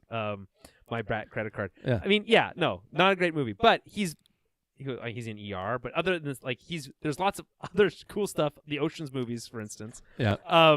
But that movie does seem cool, and I'm interested in watching it, especially because it has like a good cast. Yeah, that, like, seems like they're doing something. And it looks interesting. like they're all having a great time Yes, exactly. making these movies, which I love when it's a Sandler movie. It's like And like, wait, clearly is everyone's having wait, fun. so would you say that is a Sandler? I know that movie one's that not, but it's features like him? no, Yeah, I don't think he made it, but I just mean like he's making movies because he's enjoying. Having he's like, seen him in Uncut Gems, I want him to do more serious movies so bad. yeah, He's so good in Uncut Gems that it's like I feel like every movie he makes that's not a serious movie like Uncut Gems makes me upset that we're not getting him in those movies. Yeah, Hustle is great. His basketball one. Yeah, okay. I've never seen it, but he's a coach or something in that one, I think. Yeah, he's a scout. Okay. That's based on a true story, that one? No. Okay. But all right. Your my number 2. My number 2 is One Battle After Another, which I assume is also on your list. It's my number 1.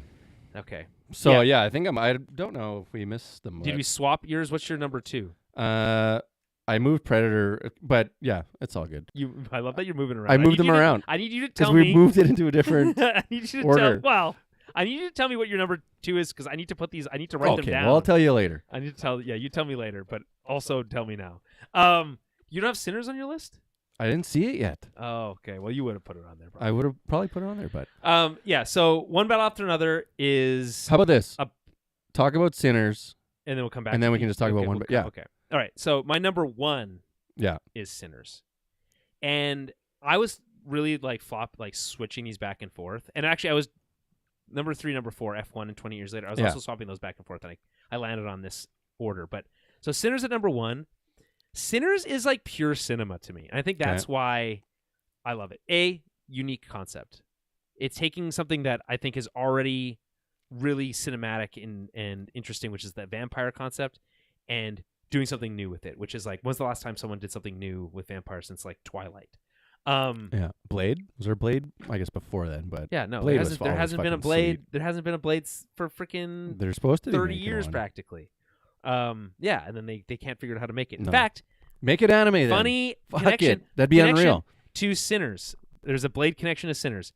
Blade was in early production. They wanted to do a period piece. Okay. The production got stalled. Sinners bought the period costumes from the production of Blade that they were making for their movie. That's fun. So yeah, Sinners is, like I said, pure cinema. It's both a movie about vampires, which is fine, but also a movie about like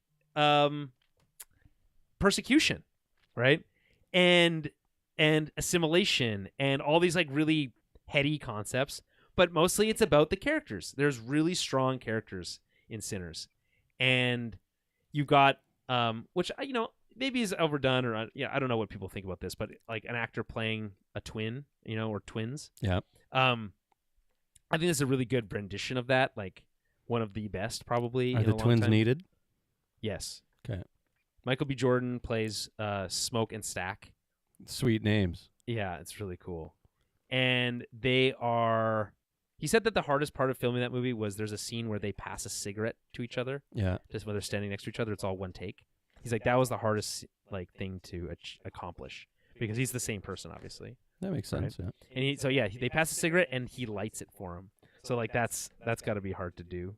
Well, I definitely want to watch it. I just haven't got around to it. It's about blues music. Yeah. And like blues. I love blues. Yeah. There's a post credits, like there's like, I don't know, a minute of credits and then it goes to this like post credit scene or mid credit scene.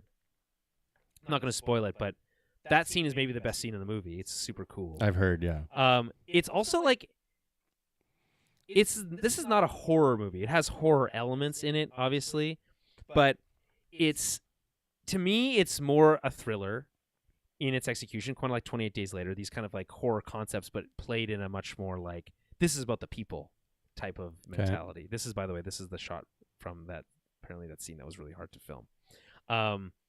So everything down to the last performance on this movie. It's also a musical because I mentioned it's about blues, but there's full on musical performances in this movie.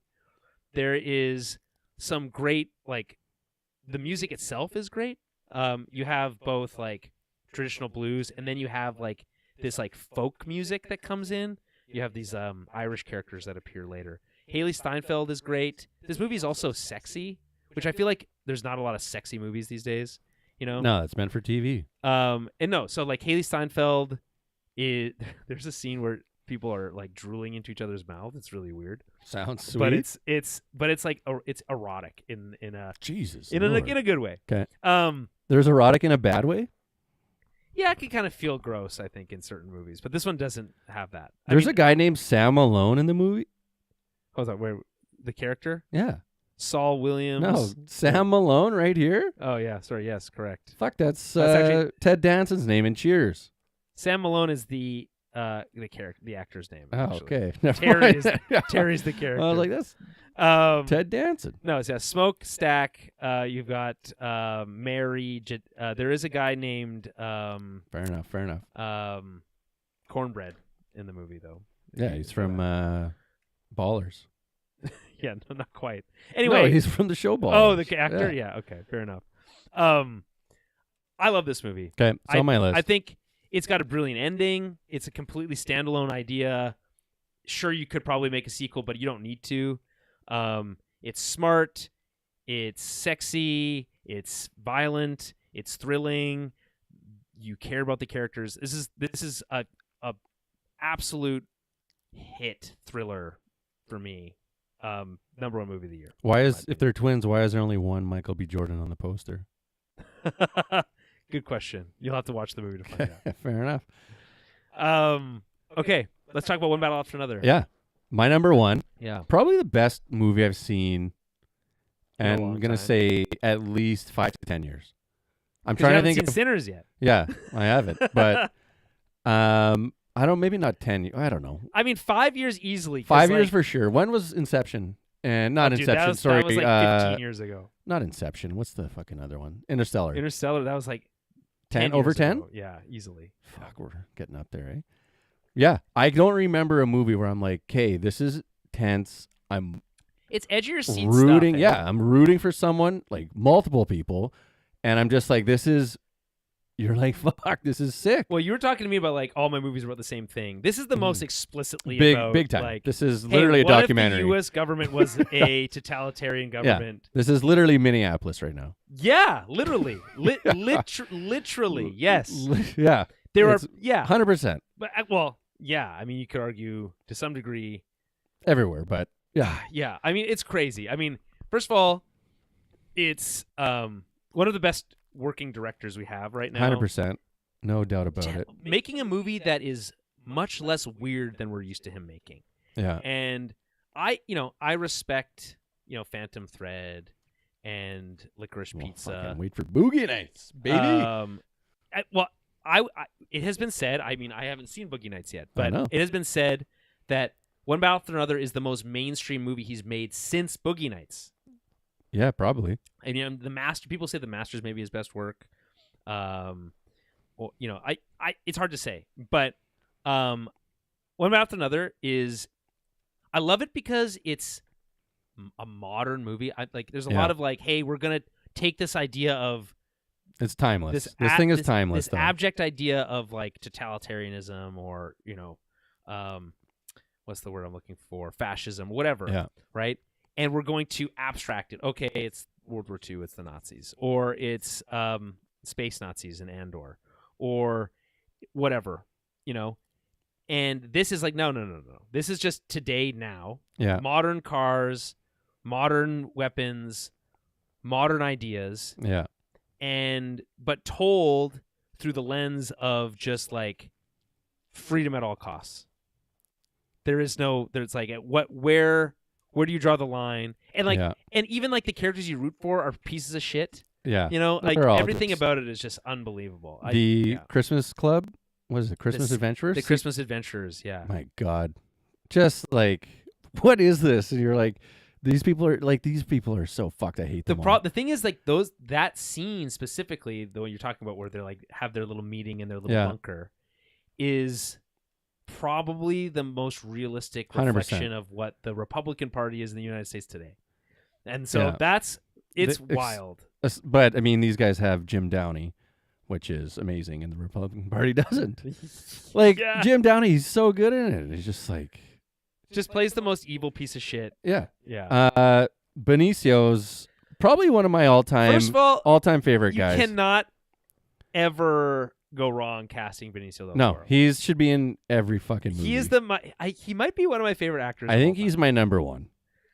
He's my Courage, Bob. Courage. I love. My God. A Few Small Beers is possibly the greatest thing that I've now referenced everywhere. A Few Small Crushing Modelo's. First, okay, so yes, the Love Modelo's. I know Modelo's. that you love Modelo's, so I know that like hit for you. It Oh, hit yeah. for me too. My buddy Jeremy loves Modelo's. They're Jeremy, the obviously, best. friend, obviously of the show. Fuck, man. Yeah, A Few Small Beers is great. Few Small Thank you, Beers. Sensei. Thank you. Yeah. Thank you, Sensei. Thank you, Sensei. Thank you. Yeah. I went to a tuck and roll, random Bob. tuck and roll, and then he just does this like Yeah. he like kicks him out the window. He wasn't He's ready just so to jump. calm. Yeah. Like he's just like the sensei, where he's just like, yeah, tuck and roll, and he's just He has like, a plan for everything. yeah, he's just Yeah. so poised, and Yeah. you're just like, fucking loved it. What's the movie where he plays the narco guy? Sicario? Sicario. Oh, He's given a fucking- little bit of Sicario. He's obviously not as like ruthless, No. but like just like the level of calmness in. But that's like uncommon ultimate situations. cool Sicario, where he's just like, Oh well, dude, yeah. Shit. and I mean, he's pretty funny in Usual Suspects, but he's good at everything. He's I a- can't yeah. think of it. I mean, he's the best. He's in my favorite Star Wars movie. There you go. Episode 8. DJ. DJ. Yeah. He's great. Sean Penn is psychotic. I think he's probably gonna win an Oscar for If that he role. doesn't, I'd be blown. I'd like, how could he not? Best supporting. Like Right. Lockjaw? What a name for a Marine, like military And also, psychopath. like, what a great. I mean, not to like. We talked about this movie before, but and we Yeah. don't have time to get into it. But like, what an amazing concept for a character, right? Yeah. This white supremacist, right, who has a weakness, like a sexual weakness Yeah. for black women. Yeah. And someone who fundamentally hates themselves Yeah. at this level, where he's willing to Eraser. not just that, like an attempt to erase a part of himself that he can't deny. Yeah. That he is like, you are this person. You can't deny that you are this person, but you are going to try as hard as you Yeah. possibly can, and you're going to inflict as much damage and pain on the world as possible to accomplish this erasure of your own identity. It's insane. It's Yeah. insane. And the Well, final it's- standoff, the final sequence with the cars, and Crazy. then the standoff is Yeah. unbelievable. So tense. And obviously, yeah. I mean, we haven't even mentioned the main character. I mean, Bob Yeah. is Bob. what a weird guy, Yeah. right? I relate to him too. Like, When he fell off the roof, like just trying to do oh my god, chasing after those kids, like running with them like they're Ninja Turtles, and he just courage, Bob, courage. courage. Yeah. I don't know. Oh, no, It's- my favorite scene is when he's talking to the guy on the phone, and he's like, I don't Oh, yeah. remember the password. You piece of shit. calls And him it's a Greyhawk. Yeah, it just keeps going. I want to talk to your supervisor. Yada yada yada. All that stuff. I like that scene alone is, I mean, that's also probably Oscar worthy. I mean, I like the idea that Leonardo DiCaprio is like he did all that work, and like put himself through all that shit to get his first Oscar. But like Yeah. maybe he can just hang out in a robe and, And a just toque to get play a second character one. named Bob. Yeah, You're exactly. like, I like that. Bob. Yeah. Yeah. Okay. Well, like I mean, Doesn't even get a last name, just Bob. Yeah, no. Obviously, look at the IMDb and there's Bob. Tiana Taylor, Perfidia Amazing, is great yeah. character. Like again, this idea of like this someone that you're like, yeah, fuck yeah, freedom, Yeah. fucking, being a rebel, all that stuff, and then but like with like selling out and like what does that mean? Yeah. And like all the stuff, just all of it is great. Yeah. It was that Yeah. movie was amazing, and yeah, just so well done. Sensei Sergio St. Carlos. What a name. What a name. Benicio del Toro. You know what? I think he should win freaking Best Supporting Actor for that role. That would be great. I remember the very first time I saw the trailer for this, and it's got like this pregnant woman shooting a freaking AK-47, and I was like, "What is this movie?" And then you see Leo doing Yeah. that scene with Benicio del Toro, and it's like, holy shit, this is I have to see this movie. So yeah, crazy movie. This And is then- probably clean up at the Oscars. Yeah, last thing here, like when her friends come and pick her up, and he's like, "What's up, homie?" And it's just keeps calling them homies, and he's like, "What are you guys up to?" And yeah, I don't know. I just loved it. Everything about this movie is good. Yeah, Um, and just how much you just hate the government. You're just like, "Fuck." I just well, like, it's just a really good example of like, yeah, hey, if the government decided it hates black something. people, Yeah, what are you going to do about it? yeah, And then like, what price do you pay for it? You know, like, Yeah. it's really fucked up. Okay, honorable mentions. I'm going to mention this, even though it's from last year. I saw it in 2025. Conclave. Yeah. A movie I see. It's oh yeah, your very favorite similar to movie One of all Battle time. After Another. It has Yeah. a lot to say. It's very smart. I love thoughtful movies with people talking to each other with great actors, and that's one of them. Okay. The Phoenician Scheme. On my list. Another Anderson, just a different Anderson. Yeah, I like his movies. Benicio. And Benicio's in here, and Yeah. he's having a great time. And would you like a grenade? Speaking of, and I think it's just really fun. I like, again, all these movies kind of blend together after a while, but I think they're all enjoyable. I'll go see them in theaters every time. And then Ballerina, which is this spin-off of John Wick. I think this movie is super cool, and I think it's a shame that it didn't get more attention, because I would like to see more of this character in this world. And I think we'll probably see more of the world, but I don't know if we'll see another Ballerina movie. I just think it's really cool. Ana de Armas killed it, in my opinion. Any other honorable mentions for you?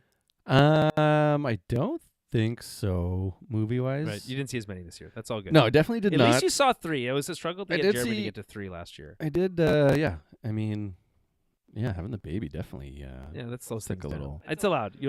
I caught up on Miami. I made up for it in Miami Vice. That's but, fair.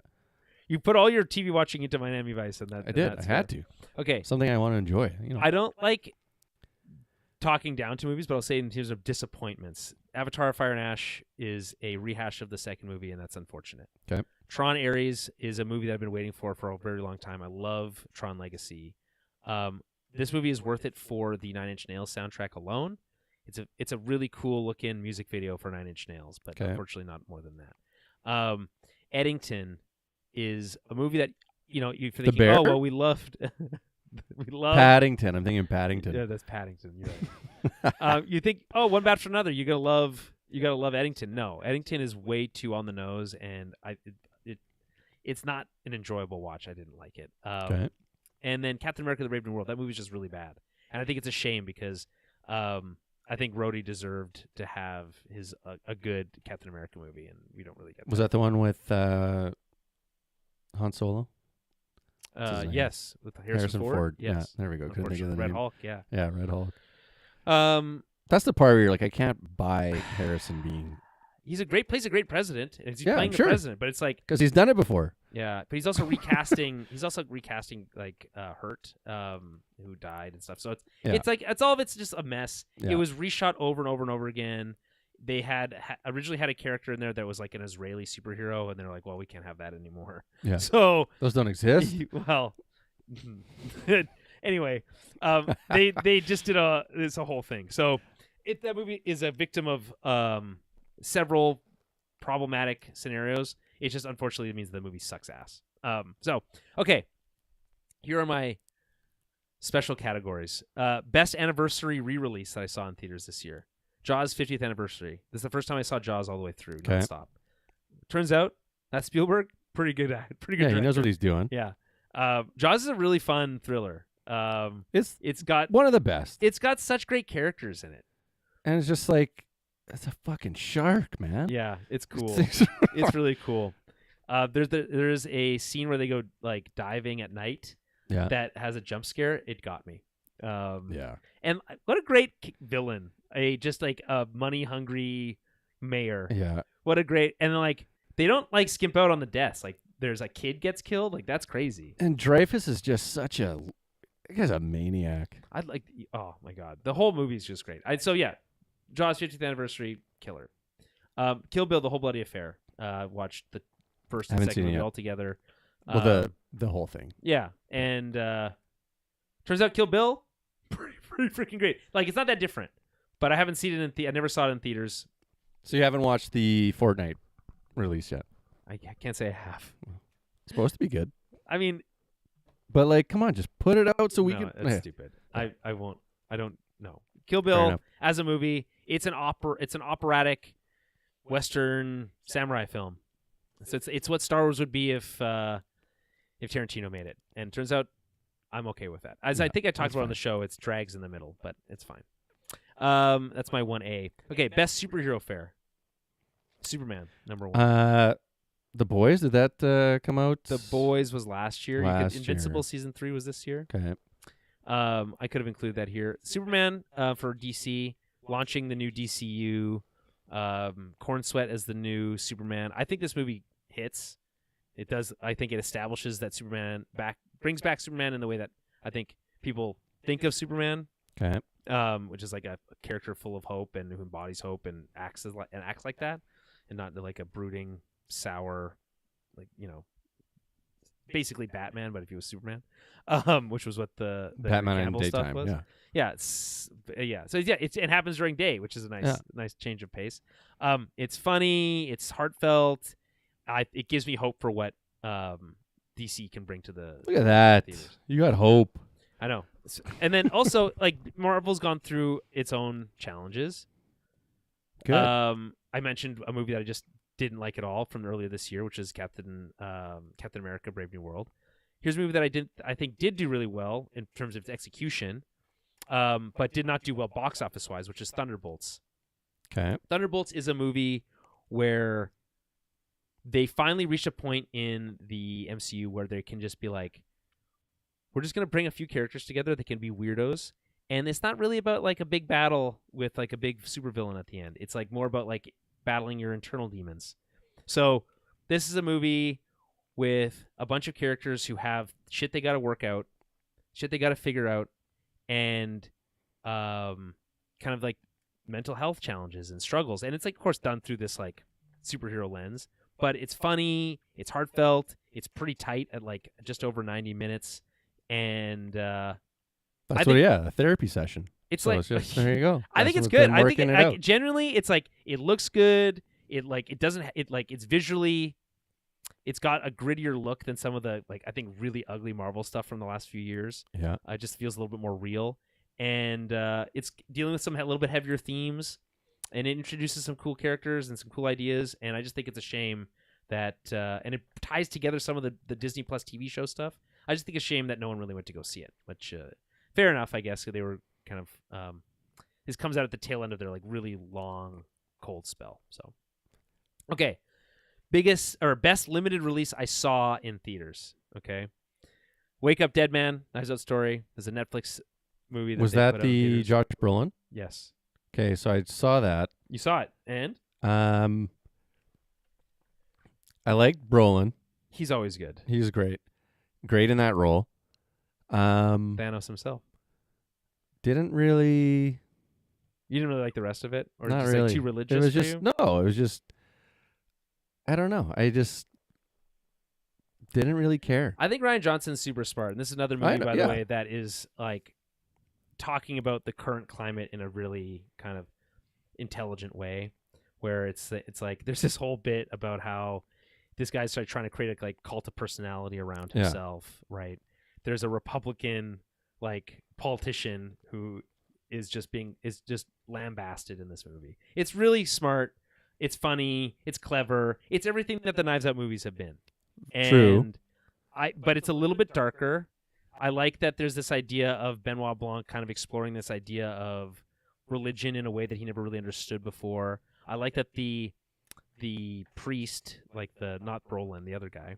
Yeah, the young guy, the boxer. The younger guy, the boxer, is at first kind of like, oh, this guy's kind of a fool, right? Yeah. But then he's kind of framed as the movie progresses. You kind of like, and especially Benoit Blanc kind of sees him as like this fool of like, oh, you believe in God and stuff, and he believes in logic and all that stuff, yeah. right? And just the way that Benoit Blanc kind of picks up on these like emotions and feelings that this priest, the boxer priest, has about his job as a priest and like the role he plays in someone's life. And I just feel like that's really eye-opening. in an interesting way, and you can like make judgments on it all, like one way or another, however you like. I think the movie's asking you to judge it on that basis. Like, what do you think of these ideas? But it's like showing them to you, and I think it's a really interesting. And then obviously the mystery itself is kind of cool. So, Did you like how it ended then? no, Me neither. no, not really. That's okay though. It's not. It's just like you're just constantly waiting. Yeah, for, but okay, here's the thing. I don't know. It's the voyage, not the destination. I And know.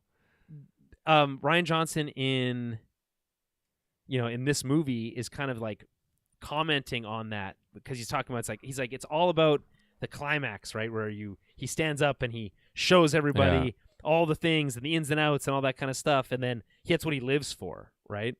But in this movie, he intentionally is like, I'm not going to do that to give this woman some grace, right? To make this decision on their own. And then I just think that's an interesting idea. Or just to subvert that idea of like all that Benoit Blanc cares about is this big reveal. That's what he lives for. Right? Yeah.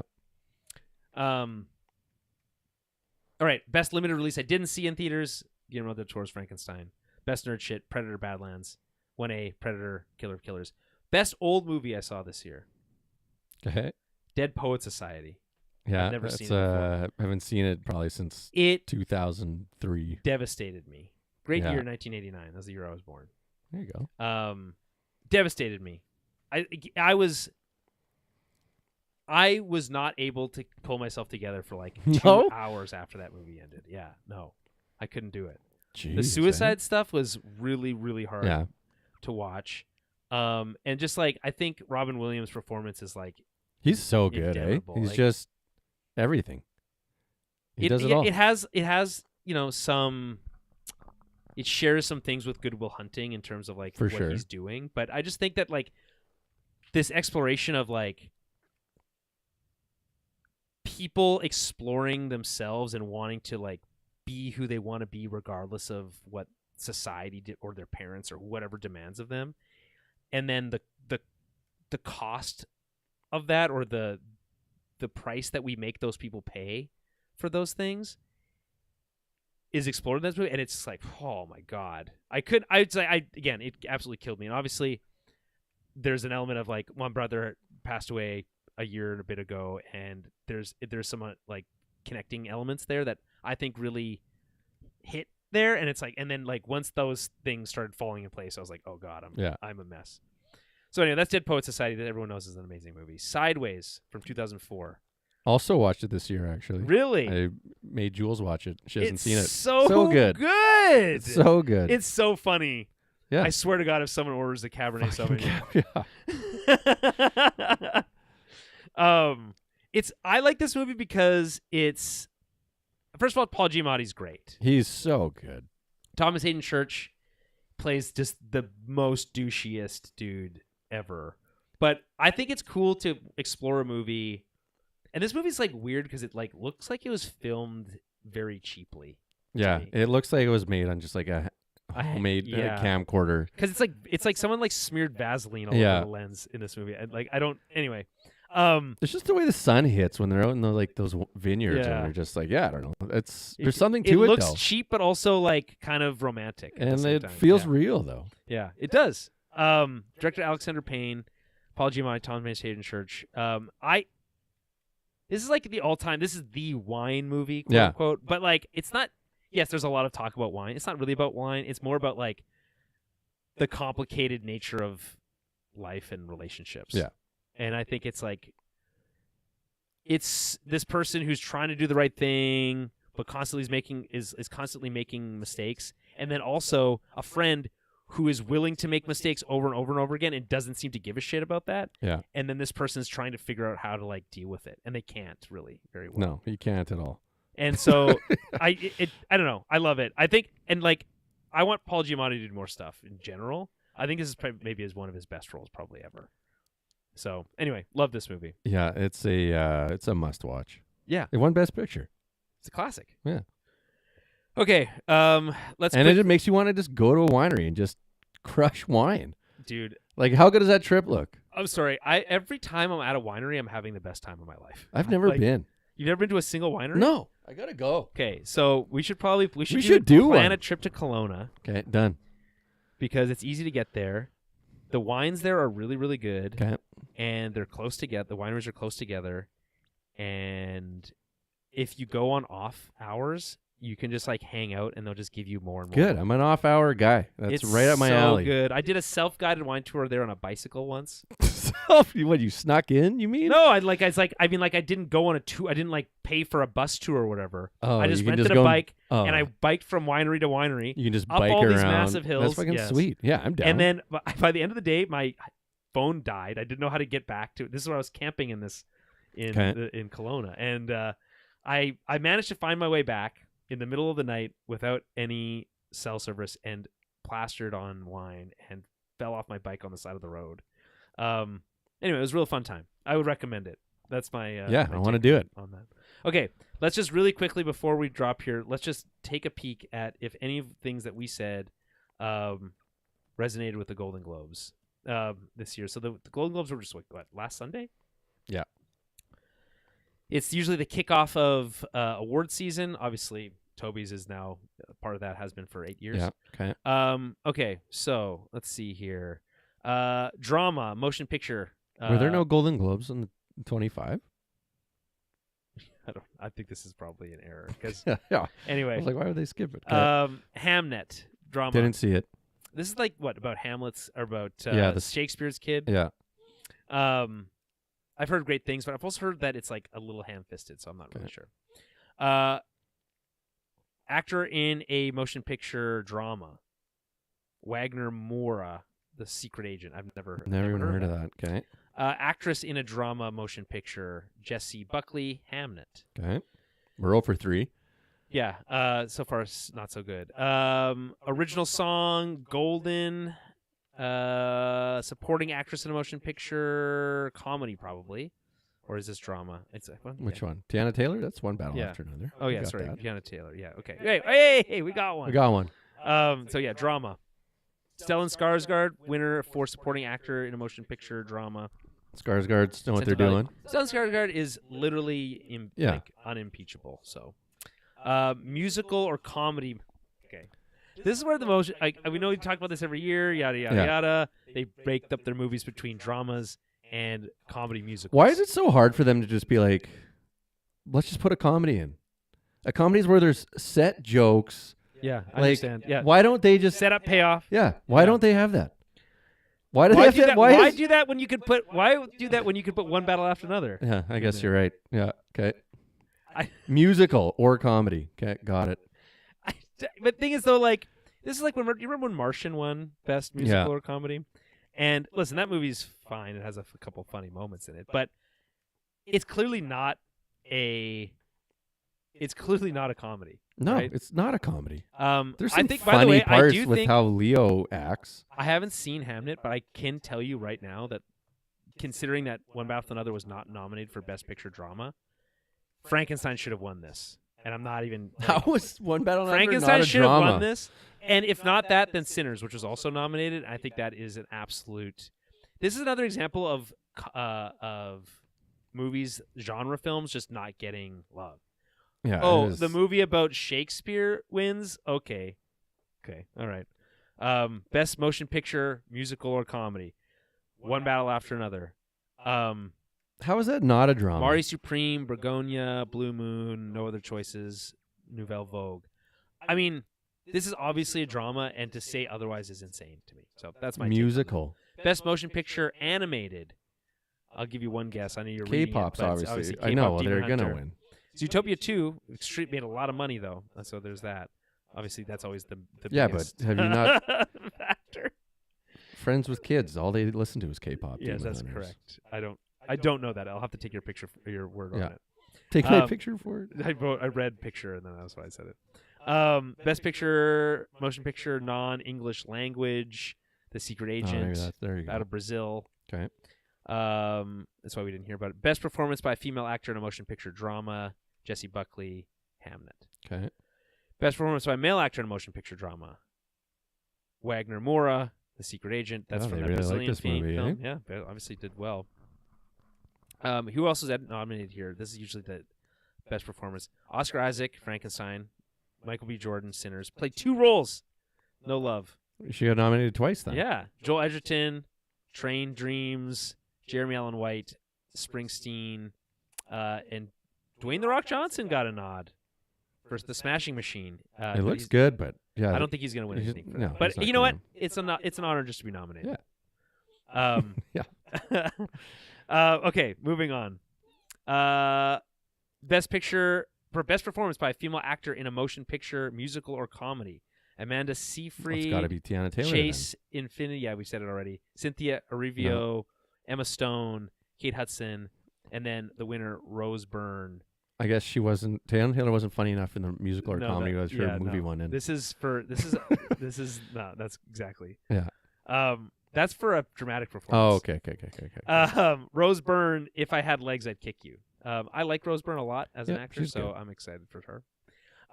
But best performance by a male actor in a motion picture, musical, or comedy. Winner is Timothée Chalamet for Marty Supreme. Other of note actors here: Ethan Hawke for Blue Moon, George Clooney for Jay Kelly. That's the movie we were just talking about, the Netflix movie. Jesse Plemons for Begonia.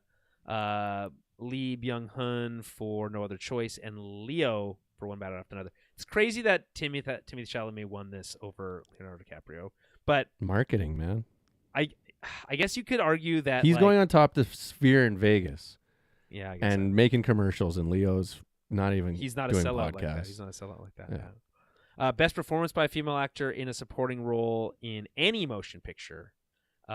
Is Tiana Taylor for in anyone? They just lump them all together. Then at this point, yeah. So we also have Ariana Grande, Amy Madigan, Elle Fanning. I love Elle Fanning, by the way. I just think she's great in everything. She's really great in Predator. Emily Blunt in The Smashing Machine, and in Inga Ibsdottir Lilias. Yeah, that's tough. That's nailed a mouthful. All right. Anyway, best performance by a male actor in a supporting role in any motion picture. Adam Sandler was nominated. Benicio del Toro was nominated. Crime that he didn't win. Jacob Elordi was nominated. Again, these are all actually. This is a good little list here. Adam Sandler, Benicio del Toro, Jacob Elordi, Paul Mescal, Sean Penn, and the winner goes to Stellan Skarsgård for a movie that no one's ever heard of. Yeah. Sentimental Value. Paul Mescal obviously got a lot of buzz for Hamnet. Sean Penn we just talked about a lot. Jacob Elordi was absolutely amazing in Frankenstein. Obviously, we talked about Benicio del Toro a lot, and Adam Sandler. Anytime, just not to be nominated. Yeah, but nice to be here. But yeah, but he's in Jay Kelly too. How good would it see him win an Oscar for that role? Just the speech alone. It's never going to happen, but it would be cool as hell. Yeah, he's got his best work cut out for him. Best director, motion picture. This is a big one. Here are the nominees: Chloe Zhao, Hamnet; Guillermo del Toro, Frankenstein; Jafar Panahi for It Was an Accident; Joachim Trier? I don't know. Yeah. Sentimental Value, PTA, One Battle After Another, and Ryan Coogler for Sinners. You know, some justice in the world. Paul Thomas Anderson does win best director for this one. You said he was there to accept the award. I was surprised about that. But I guess maybe I shouldn't. Yeah. Maybe the Golden Globes is coming back. It's back, bigger than baby. it used to be. Yeah. Okay. Again, it's like I could see Ryan Coogler here as a winner. I could see Guillermo del Toro here as a winner. I thought Coogler won for something. It could be. I hope so. Maybe best original screenplay. Probably. Okay, best screenplay motion picture. No, it went to Paul Thomas Anderson. PTA. But this should be. I mean, they don't do adapted versus original because this is technically One Battle After Another as an adapted screenplay. So, Chloe Zhao, Maggie O'Farrell for Hamnet, Zafar Panahi for It Was an Accident, Joachim Trier, Eskil Vogt for Sentimental Value, PTA, Ronald Bronstein, Josh Safdie, the Safdie boys, Marty Supreme, and Ryan Coogler. And then I think that's basically the big ones. Let's see if there's anything else worth mentioning off the next best original score. Ludwig Göransson for Tron Sinners. didn't win. To be honest, your score didn't win. That is kind of crazy. Didn't even get nominated. Look at that. Hans Zimmer didn't even. I mean, got a nod for F1, which is interesting. Yeah, because it was good. Yeah, it was.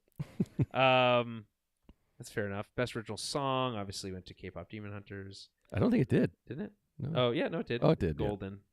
Cinematic and box office achievement. What the fuck does that even mean? I don't know. This is like the movies Who that people made the most liked. money? Yeah, so Avatar, F1, K-pop, Mission Impossible, Weapons, Wicked 2, Zootopia 2, and Sinners. And they're like, we'll give the Sinners this nod. The Yeah. best of the popular People movies. liked it. Yeah. That's bullshit. Okay, well, there's some TV winners, so we'll just be quick here. Best television series drama: The Diplomat, Pluribus, Severance, Slow Horses, The Pit, White Lotus. The Pit wins. The Pit wins. Oh no, I'm not. I've heard really great things. I've seen a couple episodes of The Pit. It seems great. Yeah. I don't know if it's better than Severance or Pluribus. Seems like every other hospital show kind of, in my mind. but it's more real, quote unquote. Oh, okay. Whatever. Okay. Yeah. Okay. Best television series: musical or comedy? Abbott Elementary, The Bear, Hacks, Nobody Wants This, Only Murders in the Building, and The Studio. Your boy, The Yeah. Studio. They won. Yeah, there you go. They get the win for that. I love Only Murders in the Building. Yeah. Never gets old for me. Nobody Wants This. I actually did watch this. I did not like that show. It's If I'm being it's a honest. little tough to get through. It's very Netflix coded. Yeah. And that by that I mean like built by an algorithm. Yeah. It feels like. Obviously, The Bear never gets is also I mentioned that also in mine.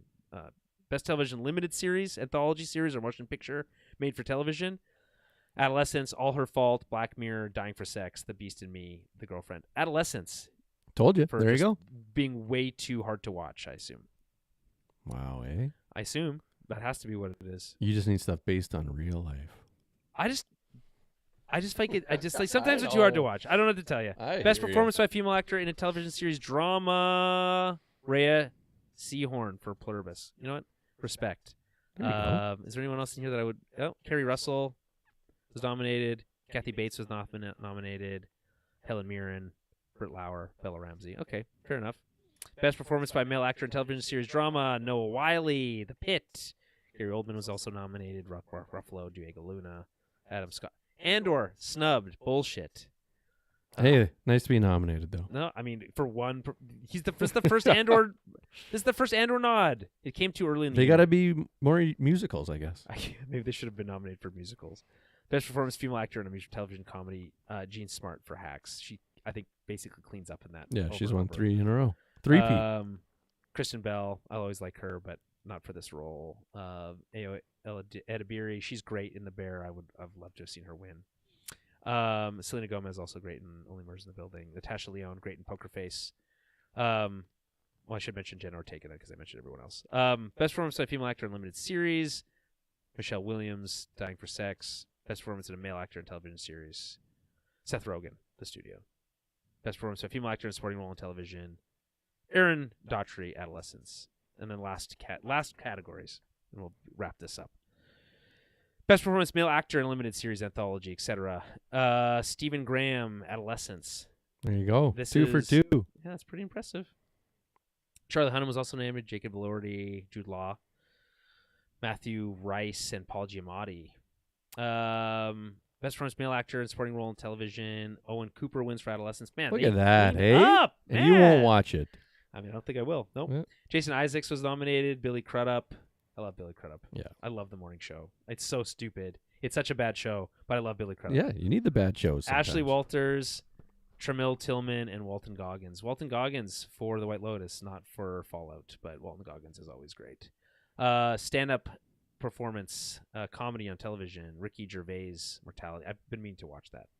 Brett Goldstein has this thing? I didn't know that. Bill Maher, Kevin Hart, Kamal Nanjiani, Sarah Silverman. Sarah Silverman always makes me laugh. Best podcast? Yeah, Excuse me? so how is this a category? First of all, why are we nominated? That's crazy. Yeah, we should be nominated. Caller Daddy's back again.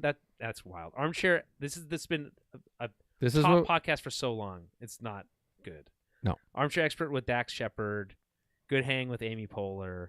Smartless, Jason Bateman, Sean Hayes, Will Arnett. The Mel Robbins podcast.